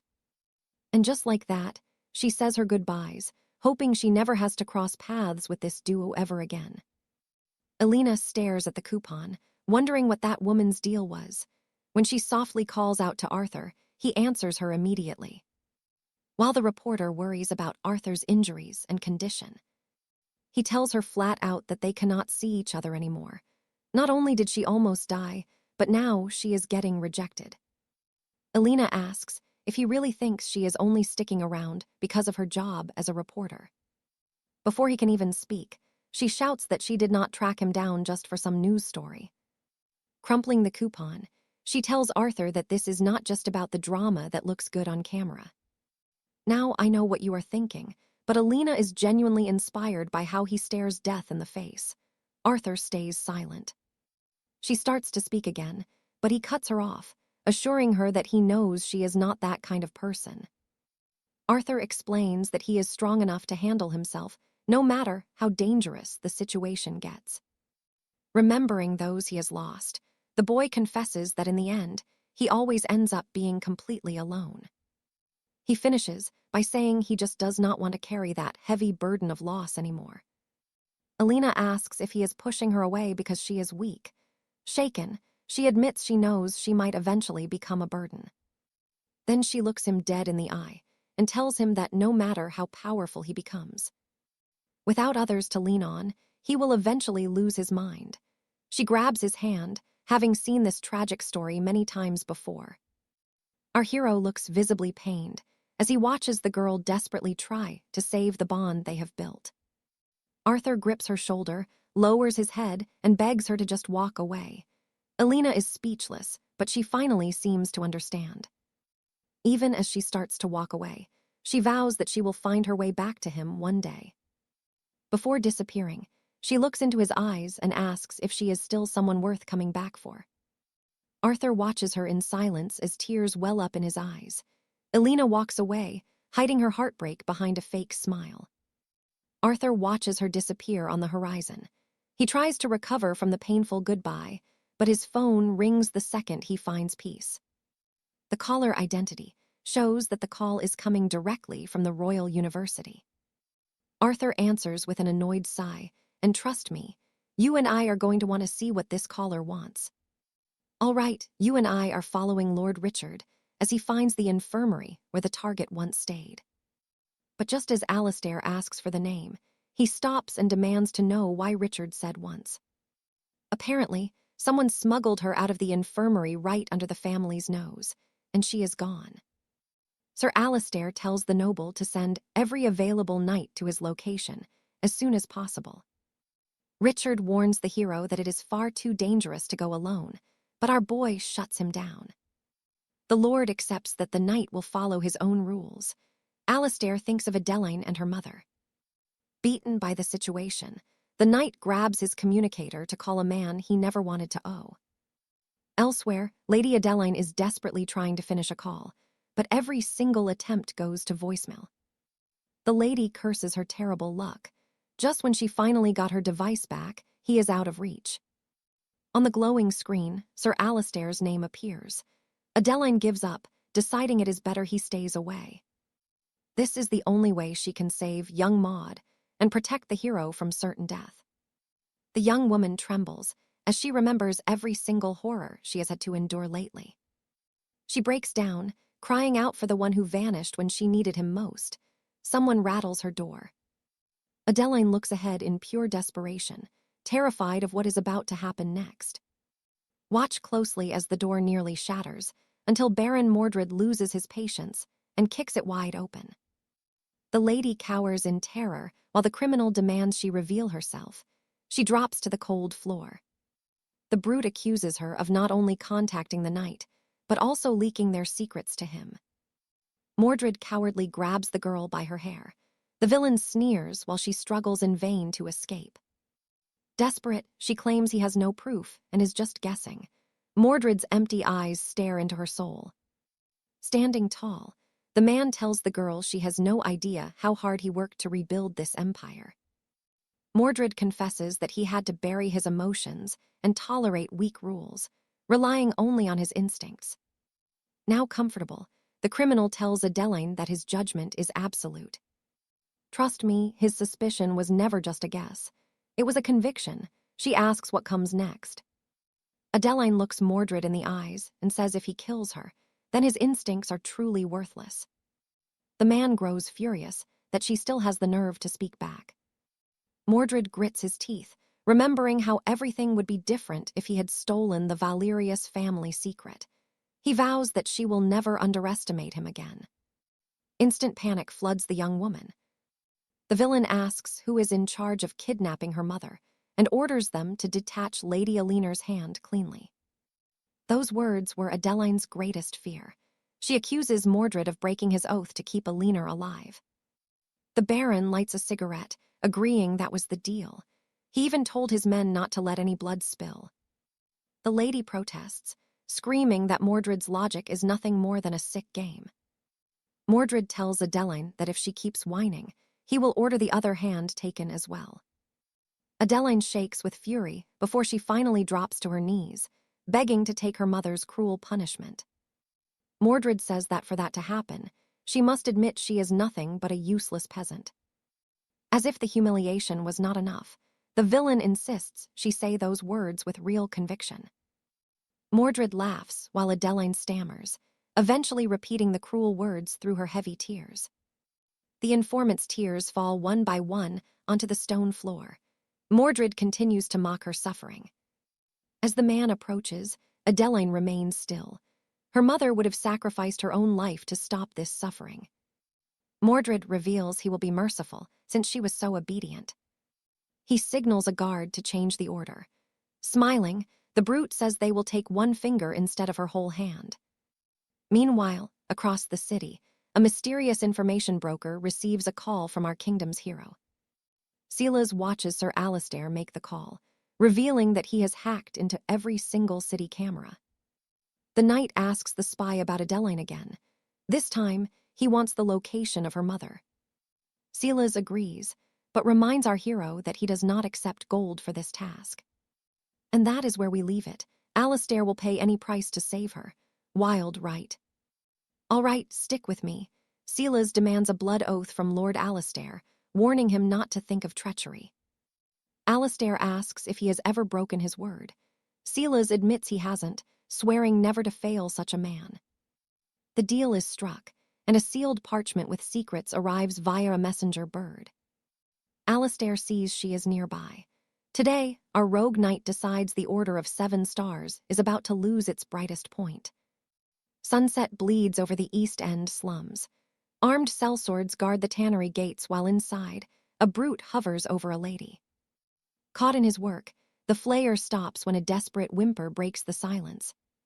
Irritated, the beastly man halts his blade, grumbling that her pathetic screams are giving him a headache. Near the monster, a sickly woman heaves into a bucket under a guard's gaze. The flayer barks at his men to keep her quiet. The terrified woman stares as a masked rogue raises his steel. The man leading this slaughter is a scarred, half-bald devil. He commands his minion to carve the lady into scraps once he is finished with his sport. The brute spots a glimmer on the floor. A gold signet ring shines on the hand of a fallen captive. Now watch this part closely. He tears the gold from her fingers, but more noise interrupts his joy in this den. A thug enters dragging an old widow bound to a chair, still dressed in her thin infirmary robes. The scarred leader recognizes Lady Margaret and mockingly asks if she grew weary of waiting for her daughter's return. Grinning like a demon, the killer vows to make her end swift. The poor woman shakes with pure terror. He grabs Lady Margaret by her silver hair, gloating that she's lived longer than the others. That is when the old lady finally snaps. The scarred leader asks his men where to begin the butchery, and his minion laughs, saying that only a single finger is needed today. Disappointed by the small task, the killer sneers that her daughter must have paid a high price for her life. Margaret sees her own fear in the steel, as he jokes that losing a finger is a small price. The maniac hoists his cleaver high, telling her to stay perfectly still, or he might just take the whole hand. He prepares the killing blow, and mockingly begs the lady to remain calm while he takes his prize. Elsewhere, a lord carves fine meat. The Duke savors his feast, wiping his mouth as his aide claims that Julian has finally found a way to permanently silence the crusade of the rogue knight, 𝑴𝒊𝒍𝒊𝒕𝒂𝒓𝒚. Duke Sterling admits Julian is talented, but the man is still a reckless thorn in the side of the crown. A servant asks if 𝑴𝒊𝒍𝒊𝒕𝒂𝒓𝒚 is truly that lethal. The Duke's advisor begins to shake at the mere mention of him. I know what you're thinking. The order stands firm under the iron rule of Lord K. But years ago, one man brought the order to its knees, systematically hunting down every knight in their corrupt circle. Sterling recalls the iron grip on his throat, the same hand that shattered his finest soldiers like glass. 𝑴𝒊𝒍𝒊𝒕𝒂𝒓𝒚, then just a boy, recalls how he dismantled the wealth of the noble Mizukami house.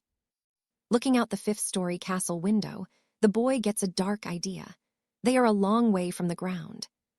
The boy wonders aloud just how many times a fallen star can hit the cobblestones before it finally shatters. The memory of 𝑴𝒊𝒍𝒊𝒕𝒂𝒓𝒚 is a waking nightmare. Sterling whispers that even Lucifer would have shown more mercy. Tossing his silver down, the Duke's advisor loses his appetite. He stands, ordering his guards to watch the coming slaughter from the safety of the shadows.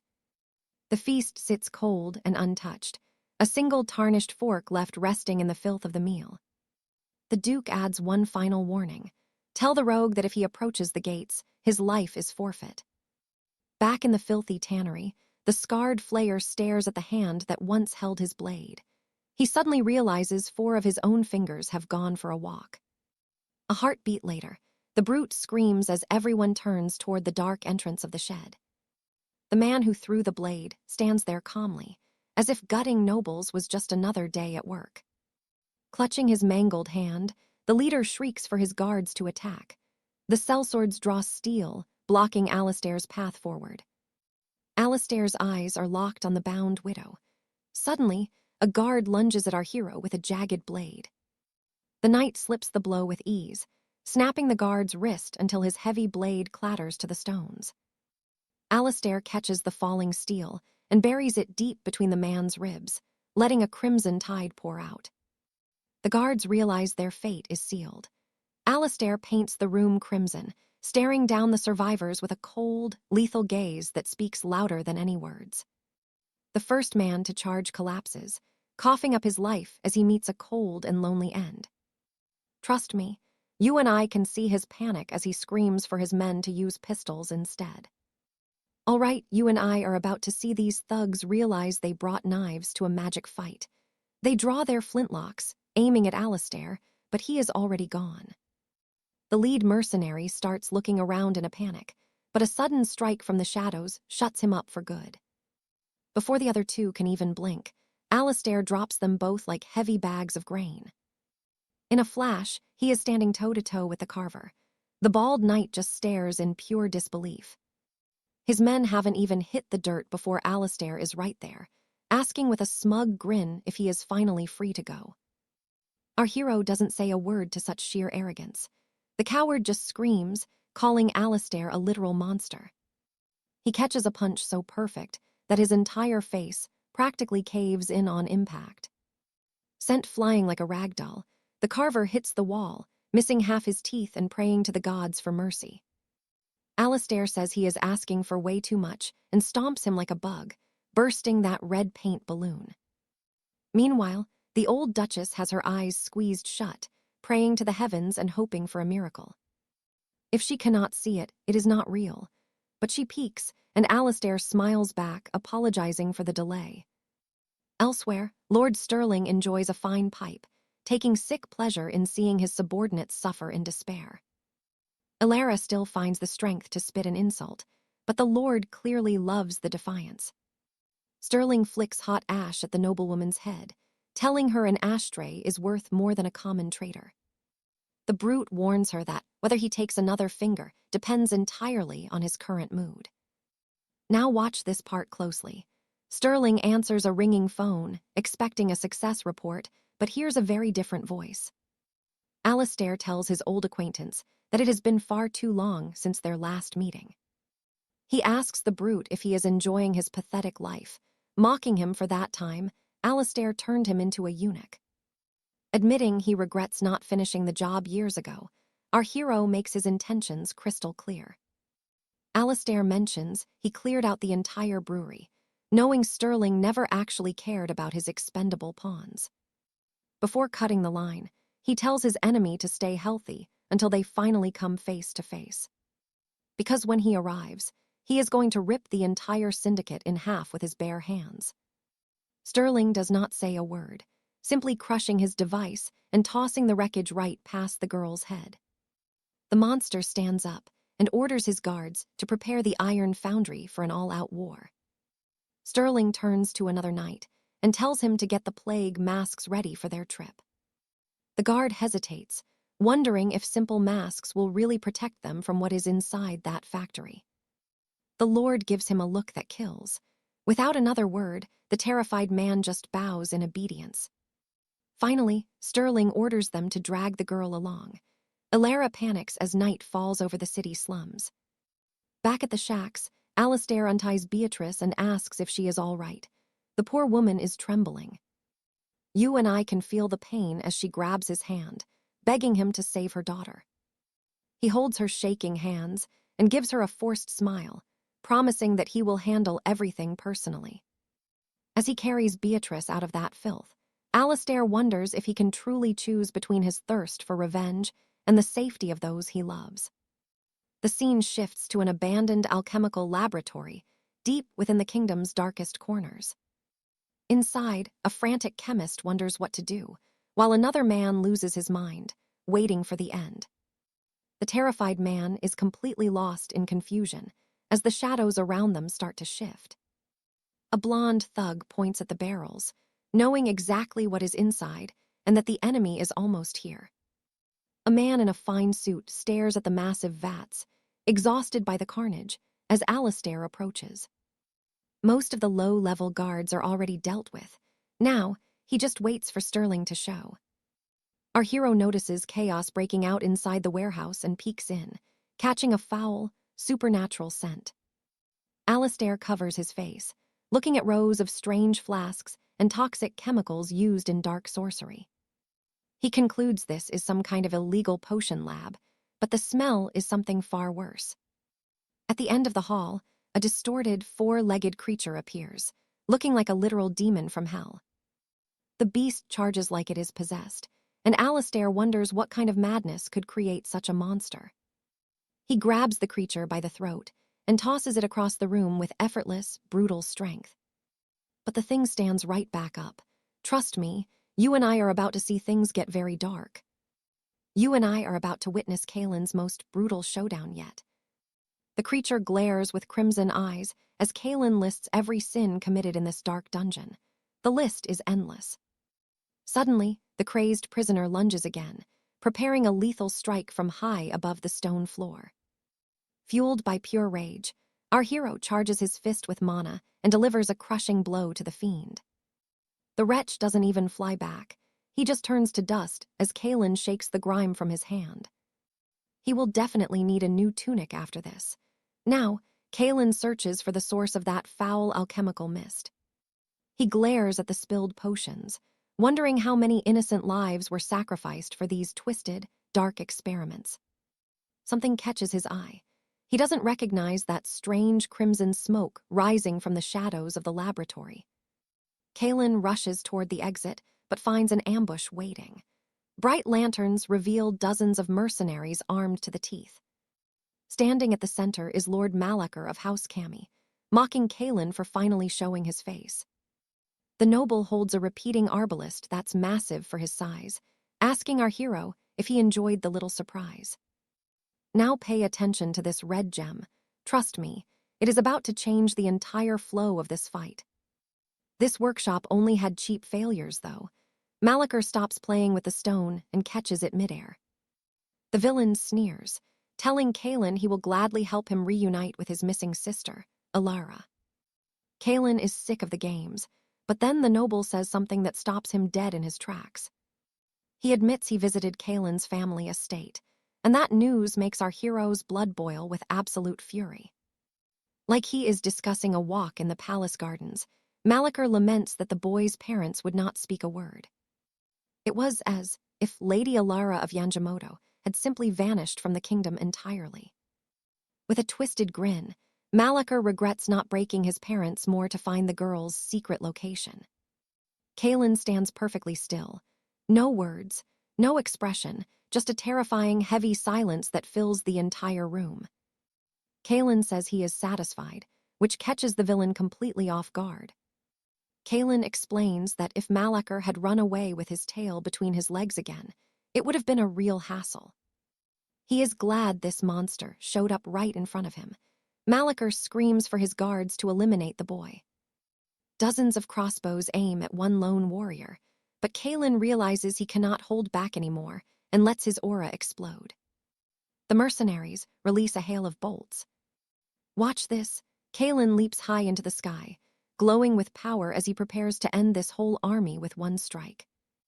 He crashes down with godlike force, shattering the stone floor. Town criers will definitely be shouting about this earthquake tomorrow.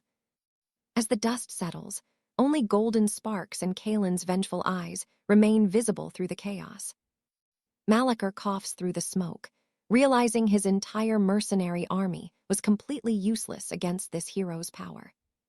Panicking, the brute orders his remaining guards to forget the original plan and use their secret alchemical weapon. Not feeling as strong as usual, Kalen wonders if the cause might be the strange insects in his path. The guards put on enchanted veils. Kalen realizes the red gas is a trap designed to sap him. Recognizing the toxin, he quickly covers his face with his cloak to survive. 𝒊𝒂𝒂𝒓𝒚 laughs, saying it would be foolish to face a monster without being prepared. Wearing a massive mask, the villain says to die. Kalen wonders if their bolts are enchanted, as the guards fire a barrage of projectiles every single second. Most shots miss, but the ones that land carry a strange, unnatural weight behind every single strike. Kalen takes cover behind the ruins, but a masked champion suddenly appears from the shadows. Kalen is too slow. The devastating impact sends him tumbling across the dirt for the first time in 23 long battles. As our hero lies wounded, 𝒊𝒂𝒂𝒓𝒚 screams for his men to keep firing without any mercy. Enveloped in smoke and steel, our hero takes a defensive stance. These weak attacks do not even bother him yet. His plan is to try to replenish his mana pool. Slamming his foot down, Kalen channels his energy from the earth up, wiping out every mercenary until only 𝒊𝒂𝒂𝒓𝒚 is left. Kalen shatters the villain's ornate bow with one punch. The noble goes flying from the shockwave, crashing into the alchemical canisters. Kalen rushes in for the final blow. This time, he sees the sneaky ambush coming. Kalen dodges the assassin's strike. Trust me, you and I are not ready for what happens in the next chapter. Let's dive in as Arthur counters, forcing the knight to swallow his own visor. The man hits the stone hard. Our hero tosses the helm at Lord Valerius's feet. The crimson mist is starting to fade. Arthur stares at the villain in terror. The young man glares with disdain, stepping toward the enemy, mocking that for a last resort, he actually put in effort.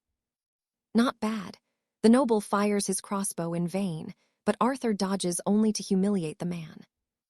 The boy marches toward the man who won't stop firing. He gets so close that his aura lights up the enemy's face.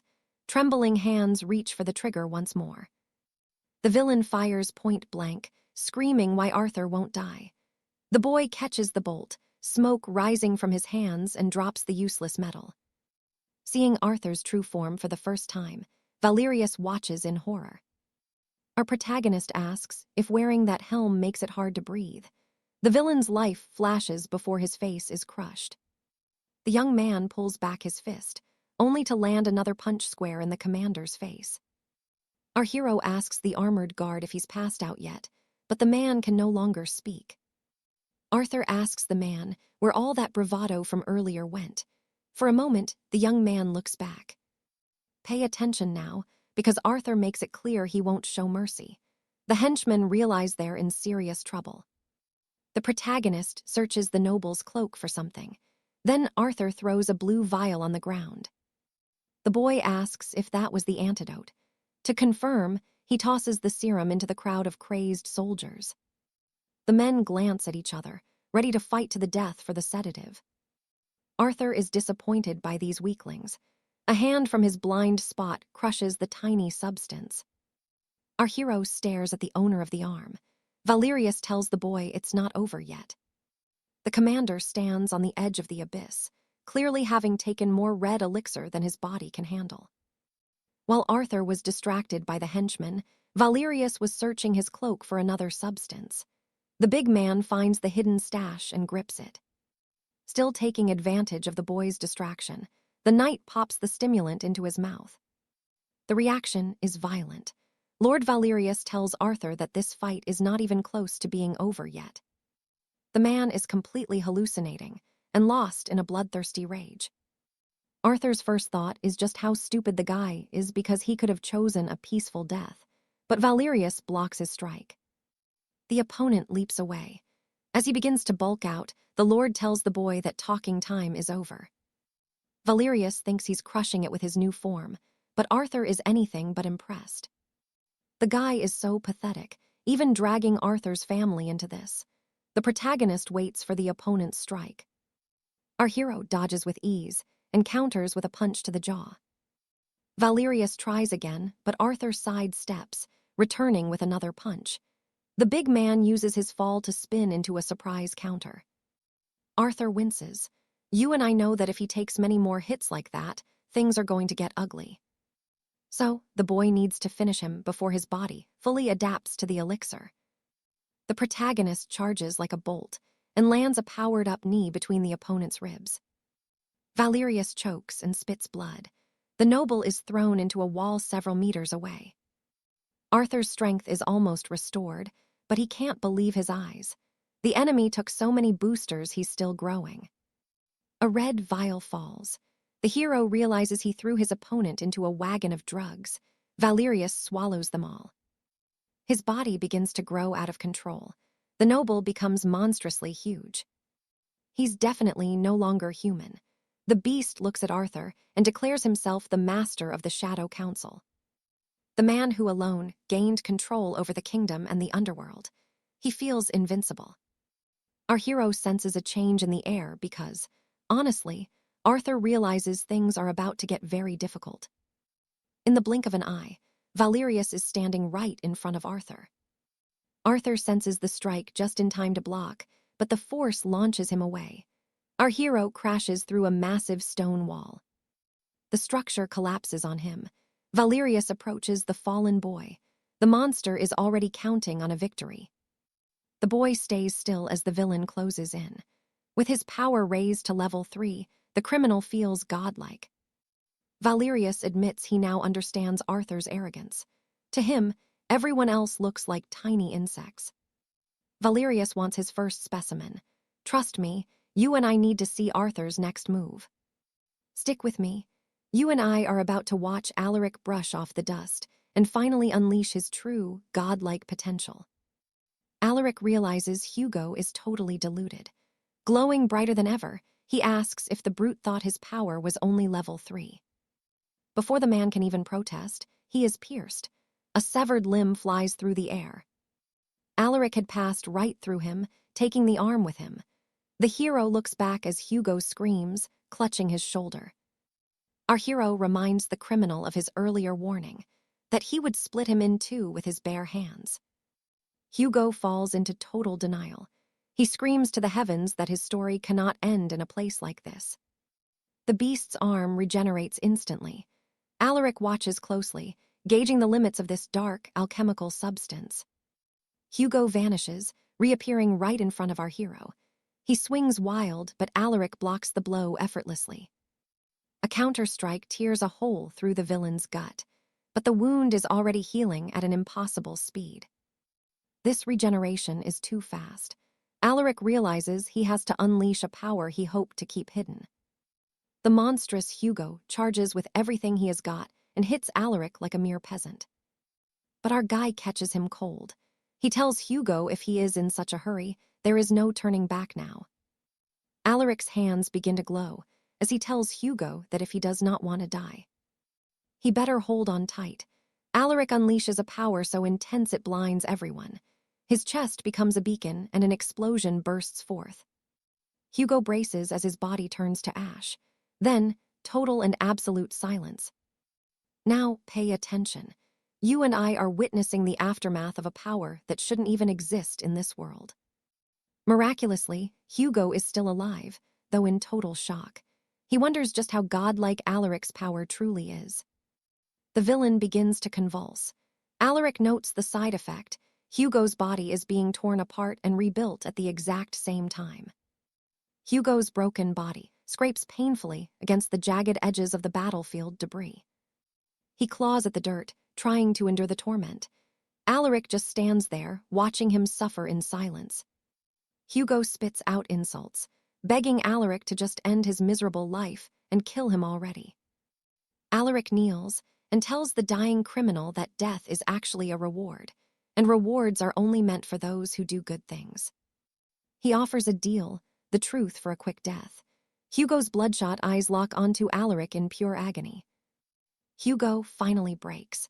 He reveals that the Northern Kingdom is likely using Lady Alara for their twisted experiments. Alaric responds with a heavy boot to the face. He reminds the trash who is in charge here. Still, the criminal laughs. Hugo mocks Alaric for thinking the Order only has the crown as its backer. In his pathetic and dying state, the man warns Alaric he is just a small fish in a deep sea. If he crosses them, a fate worse than death itself awaits him. He sneers that Alaric's friends will never stop suffering. This foolish quest for revenge ends here. Receiving no answer, Hugo asks if it's finally over. Alaric just stomps on his hand like it's a scorpion. You saw that too, right? This is the brutal price of silence, and Alaric is just getting started. Rising like a vengeful god, Alaric tells Hugo he is the first to witness what happens next. He channels all that energy into his fingertip and taps the monster's forehead with cold precision. As the power hits, Hugo realizes he never knew the boy before imploding into beams of pure light. Hugo is erased from the inside out. Somewhere in the city, Alaric kicks down the doors of a fortress. Alaric fears he might be too late. Earlier, he interrogated a mercenary who revealed Lady Alara was on the second floor, but warned him to move quickly. Alaric asked why the rush and learned 𝑦𝒏𝒂𝒂𝒊𝒕𝒂𝒓𝒚 had ordered the girl executed if the plan fell apart.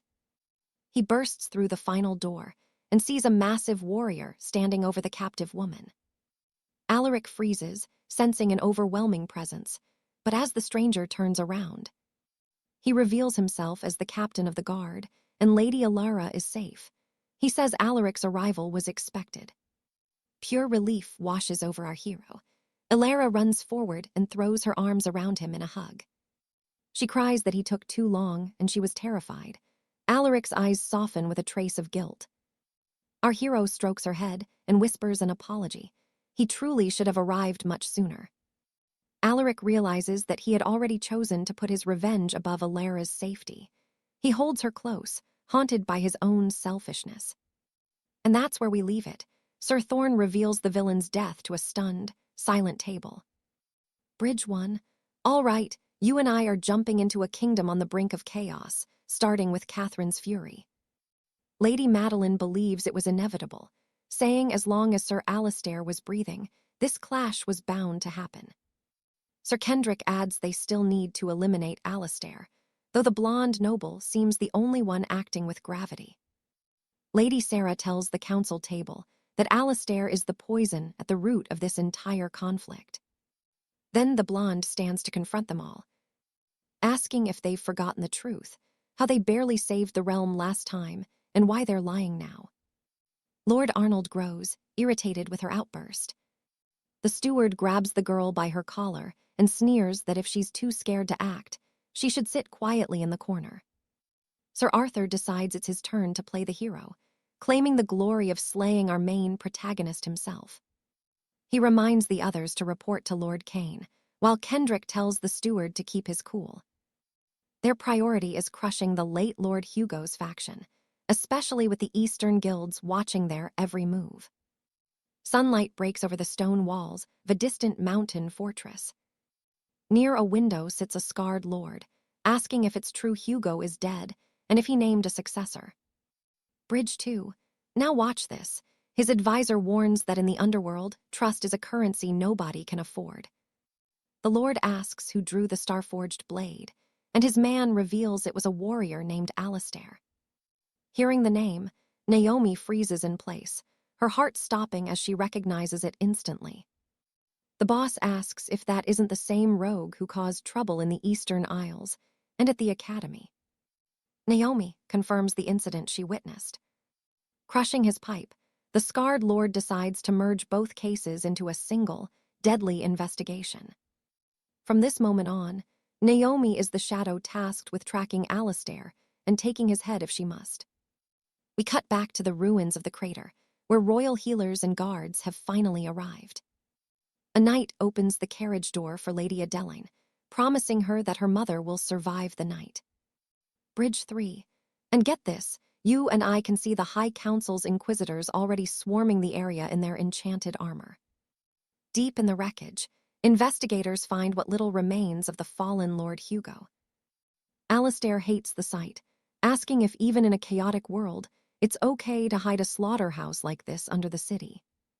The High Inquisitor, Richard, explains that these dark pits have existed for ages, but they've recently spiraled out of control. It all comes down to the celestial ichor. The common stuff is impure, causing horrific mutations for just a tiny taste of power. But the perfect ichor, rumors say it grants true immortality, and half the world is ready to kill for it. Even the leaders of House Sterling, the most powerful merchant guild on Earth, have joined the hunt for the elixir. Alistair realizes that if the rumors are true, then every blade in the kingdom is pointed at them now. Lady Adaline is in grave danger, so the security order promises to hide her in a warded sanctuary. The Inquisitor vows to keep her safe, and her identity buried in the archives. Curious, Richard asks the hero if he knows the true power of the sovereign ichor. Alistair evades the question and suggests they focus on blood samples, but the High Inquisitor steps forward to block his path. Richard notes that the more powerful the bloodline, the more potent the results tend to be. Our hero just laughs in his face, asking if the man is really begging for a drop of his blood. Tension thickens as the young warrior and the commander lock eyes in a deadly stare-down. Dozens of royal guards begin to surround the area, hands drifting toward their hilts. Richard suggests that Alistair would be much safer under the constant protection of the High Council's headquarters. The young man scoffs, asking if this is about protection or just putting him in a gilded cage.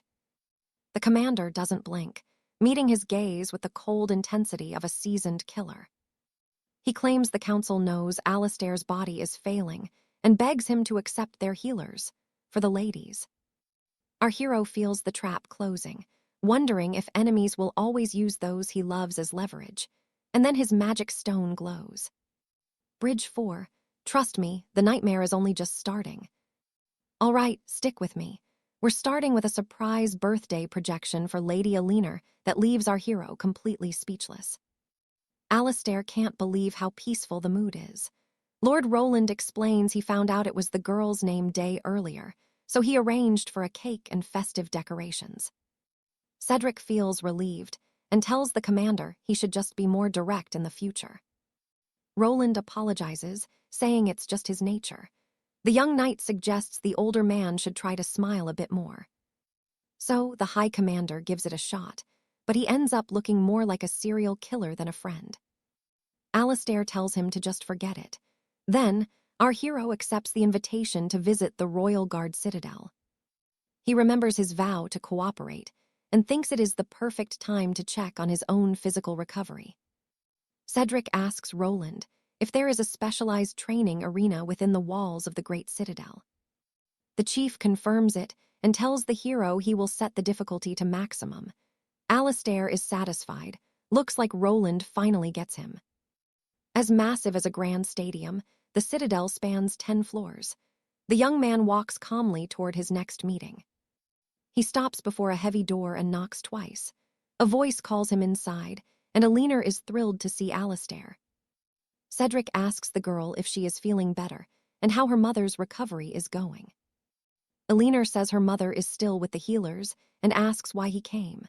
Our hero sits beside her, confessing he wanted to apologize and see her with his own eyes. 𝒊𝒉𝒉 tells him no apology is needed. She was the one who claimed to be fine when he found her. Now pay attention, because the guilt our hero is carrying right now is about to change everything for us. He thanks his dear friend for staying strong and continuing to stand by his side.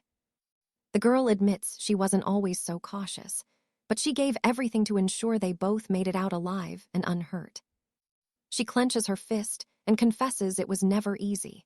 When she learned her mother had been taken, 𝒊𝒉𝒉 even blamed 𝒊𝒍𝒊𝒕𝒂𝒓𝒚 for everything that had gone wrong. Endless dark thoughts flooded her mind as she struggled under the weight of the entire ordeal. The girl goes quiet, eyes full of despair. 𝒊𝒉𝒉 never imagined that the threat of death could be so cold and terrifying. And if the worst had happened to Cedric during the chaos, she knew she would have been completely powerless to help. 𝒊𝒍𝒊𝒕𝒂𝒓𝒚 remains silent as he listens to his friend pour out her heart about not being strong enough. The young man remembers her face when they last parted. Then, 𝒊𝒉𝒉 suddenly breaks down, confessing that her brave front was all a lie. The protagonist looks at her with deep sympathy, realizing that even though he put them in danger, 𝒊𝒉𝒉 never let her spirit break. You and I can see that deep down, she is probably even stronger than our hero is.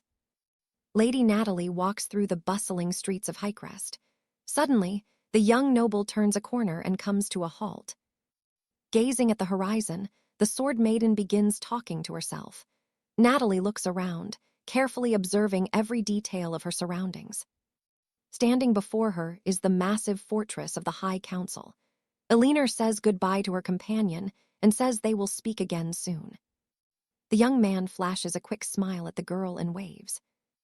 Both women have assumed new identities under the Council's protection. It is not perfect, but it was the best Roland could do to keep them safe. Above all, the young man wishes they had not been involved at all.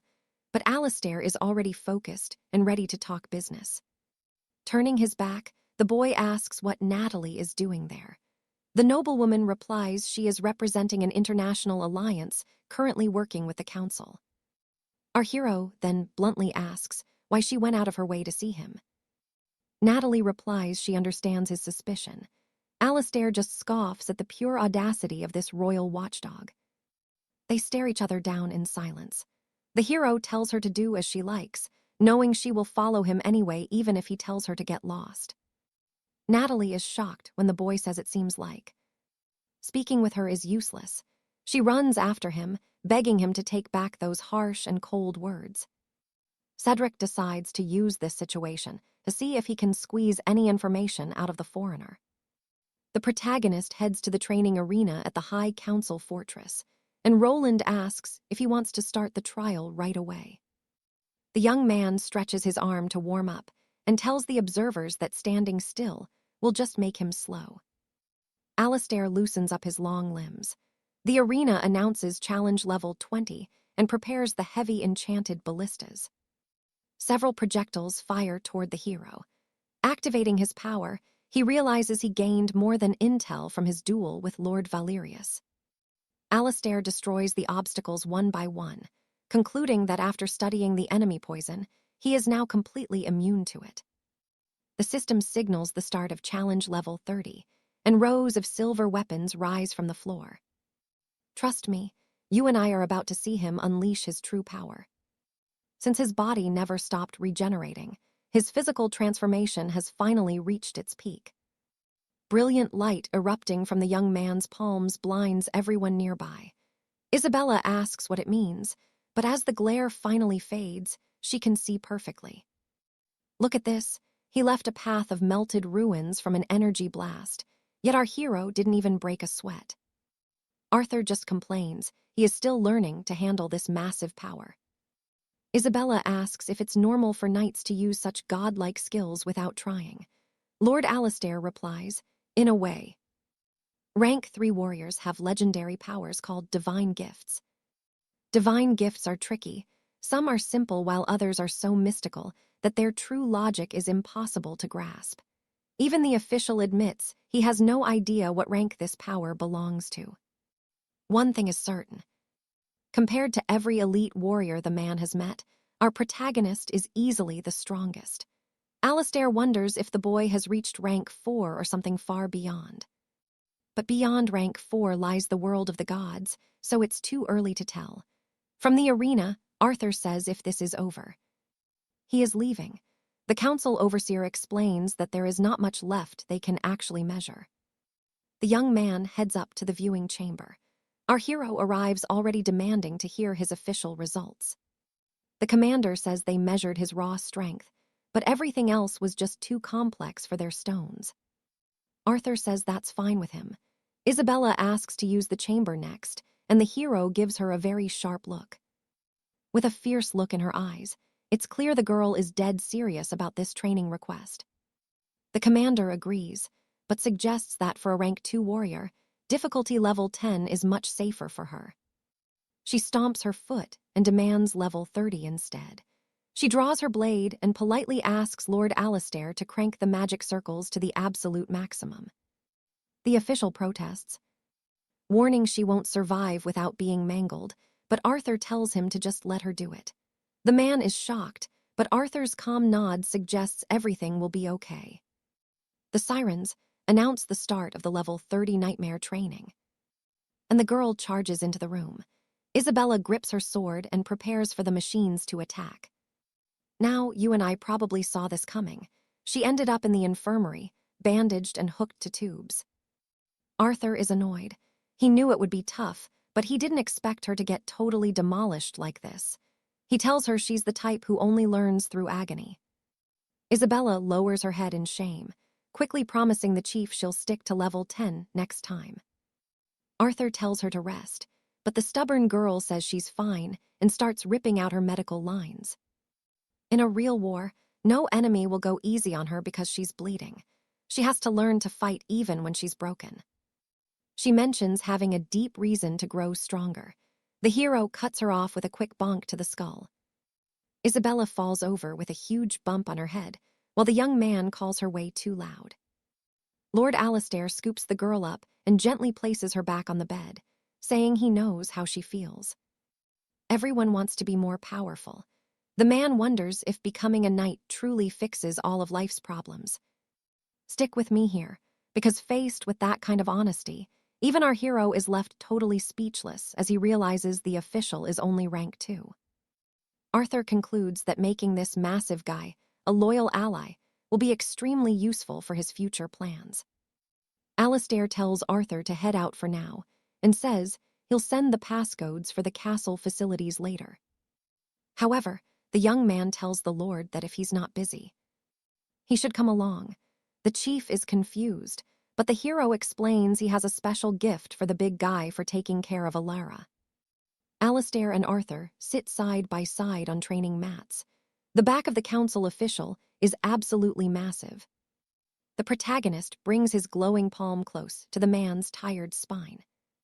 Arthur admits he expected the man's internal organs to be in much worse shape, but Alistair's physical frame is already an absolute absurdity.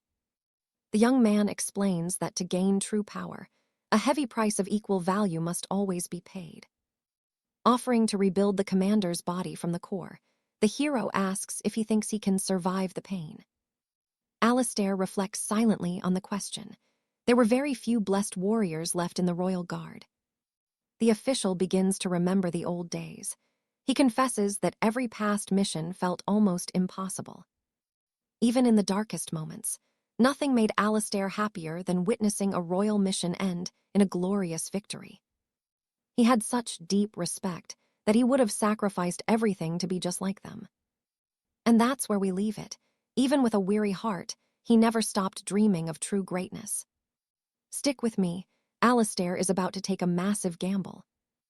Lord Roland explains that when he says he'll give up everything, his life isn't even part of the deal because it has zero value to him. That was the answer 𝑴𝒊𝒍𝒊 needed. 𝑴𝒊𝒍𝒊 gathers the internal mana into his right palm and slams it directly against the man's spine. Roland feels a literal sun exploding through his veins, starting right from his chest. The noble chokes back a scream of pure agony as his body begins to glow. It looks like he is being ripped apart from the inside out. The man howls in pain as the bedroom door swings open and 𝑴𝒊𝒍𝒊 finally steps out. A voice asks how it went, and 𝑴𝒊𝒍𝒊 sees Lady Alara waiting outside. He asks if she is recovered, and she insists it was nothing serious at all. 𝑴𝒊𝒍𝒊 knows she's lying through her teeth. The swordswoman pivots, asking about the Lord's condition. 𝑴𝒊𝒍𝒊 admits the chances of him surviving are slim, and the risks involved are higher than ever. Alara asks if she could become an awakened knight using that same ritual. 𝑴𝒊𝒍𝒊 just gives her a stern, warning look. He explains that Lord Roland was already on the very verge of reaching the rank of the awakened. Her situation is totally different. Altering Roland's body was just like finishing a staircase that was already mostly built. But Alara would have to build her entire path from nothing, which she isn't doing. Trying to gain strength that fast requires paying a price far higher than she can imagine. 𝑴𝒊𝒍𝒊 tells her to master the basics first, but seeing her look like a heartbroken child makes him wonder if he was being too brutal. He can't ignore her pain. Trust me, you'll want to hear her reason for needing power, because it isn't just about following orders from her noble superiors anymore. Alara admits her reasons for seeking strength are actually deeply personal. She reminds him of their talk about the legendary key needed to stop the Great Blight. She's convinced that this key is the only link to the disaster. All she wants is to end the blight, or at least find some clue about where it started. 𝑴𝒊𝒍𝒊 realizes her resolve is real. He tells her this isn't the right place to discuss such dangerous secrets. He starts walking away, but not before signaling for Alara to follow him. You and I both know this tea party is dangerous. She reaches for her tea and asks Silas what they'll do if the legendary key ends up being totally useless. Silas confirms that her cover name at the academy is Lady Catherine. The mysterious man tries to convince her to see things from his perspective. The key needs to grow, but it's happening too slowly, and the Archduchess knows that Lord Malachar will soon make a move of his very own. Catherine remarks that the child is impatient and tells Silas he said quite enough. But there's a problem. She can't trust a man who lies as naturally as breathing. Silas insists he isn't lying, just adjusting the plan, and notes that she seems to be enjoying the chaos. The Archduchess reflects on his words, worried that these impulsive moves are making their grand design lose its footing. Eventually, this will all get boring. Silas just laughs, his true thoughts hidden. Then, the informant asks the woman if she feels like he's a hurdle. He claims heroes only awaken when loved ones are in danger. He shows a photo of Alara with 𝑴𝒊𝒍𝒊, reminding her that our hero still owes him a favor. It's a gorgeous afternoon outside the tavern. A nobleman sits alone at a table for 4. Suddenly, someone approaches, and he looks up to see who has arrived. Sir Percival fixes his coat and greets the newcomer, Lady Gwendolen. The lady smiles nervously and stares at the man sitting there. So the video ends here. If you don't want to miss the next chapter, hit the notification bell. Trust me, you and I can't miss what's next.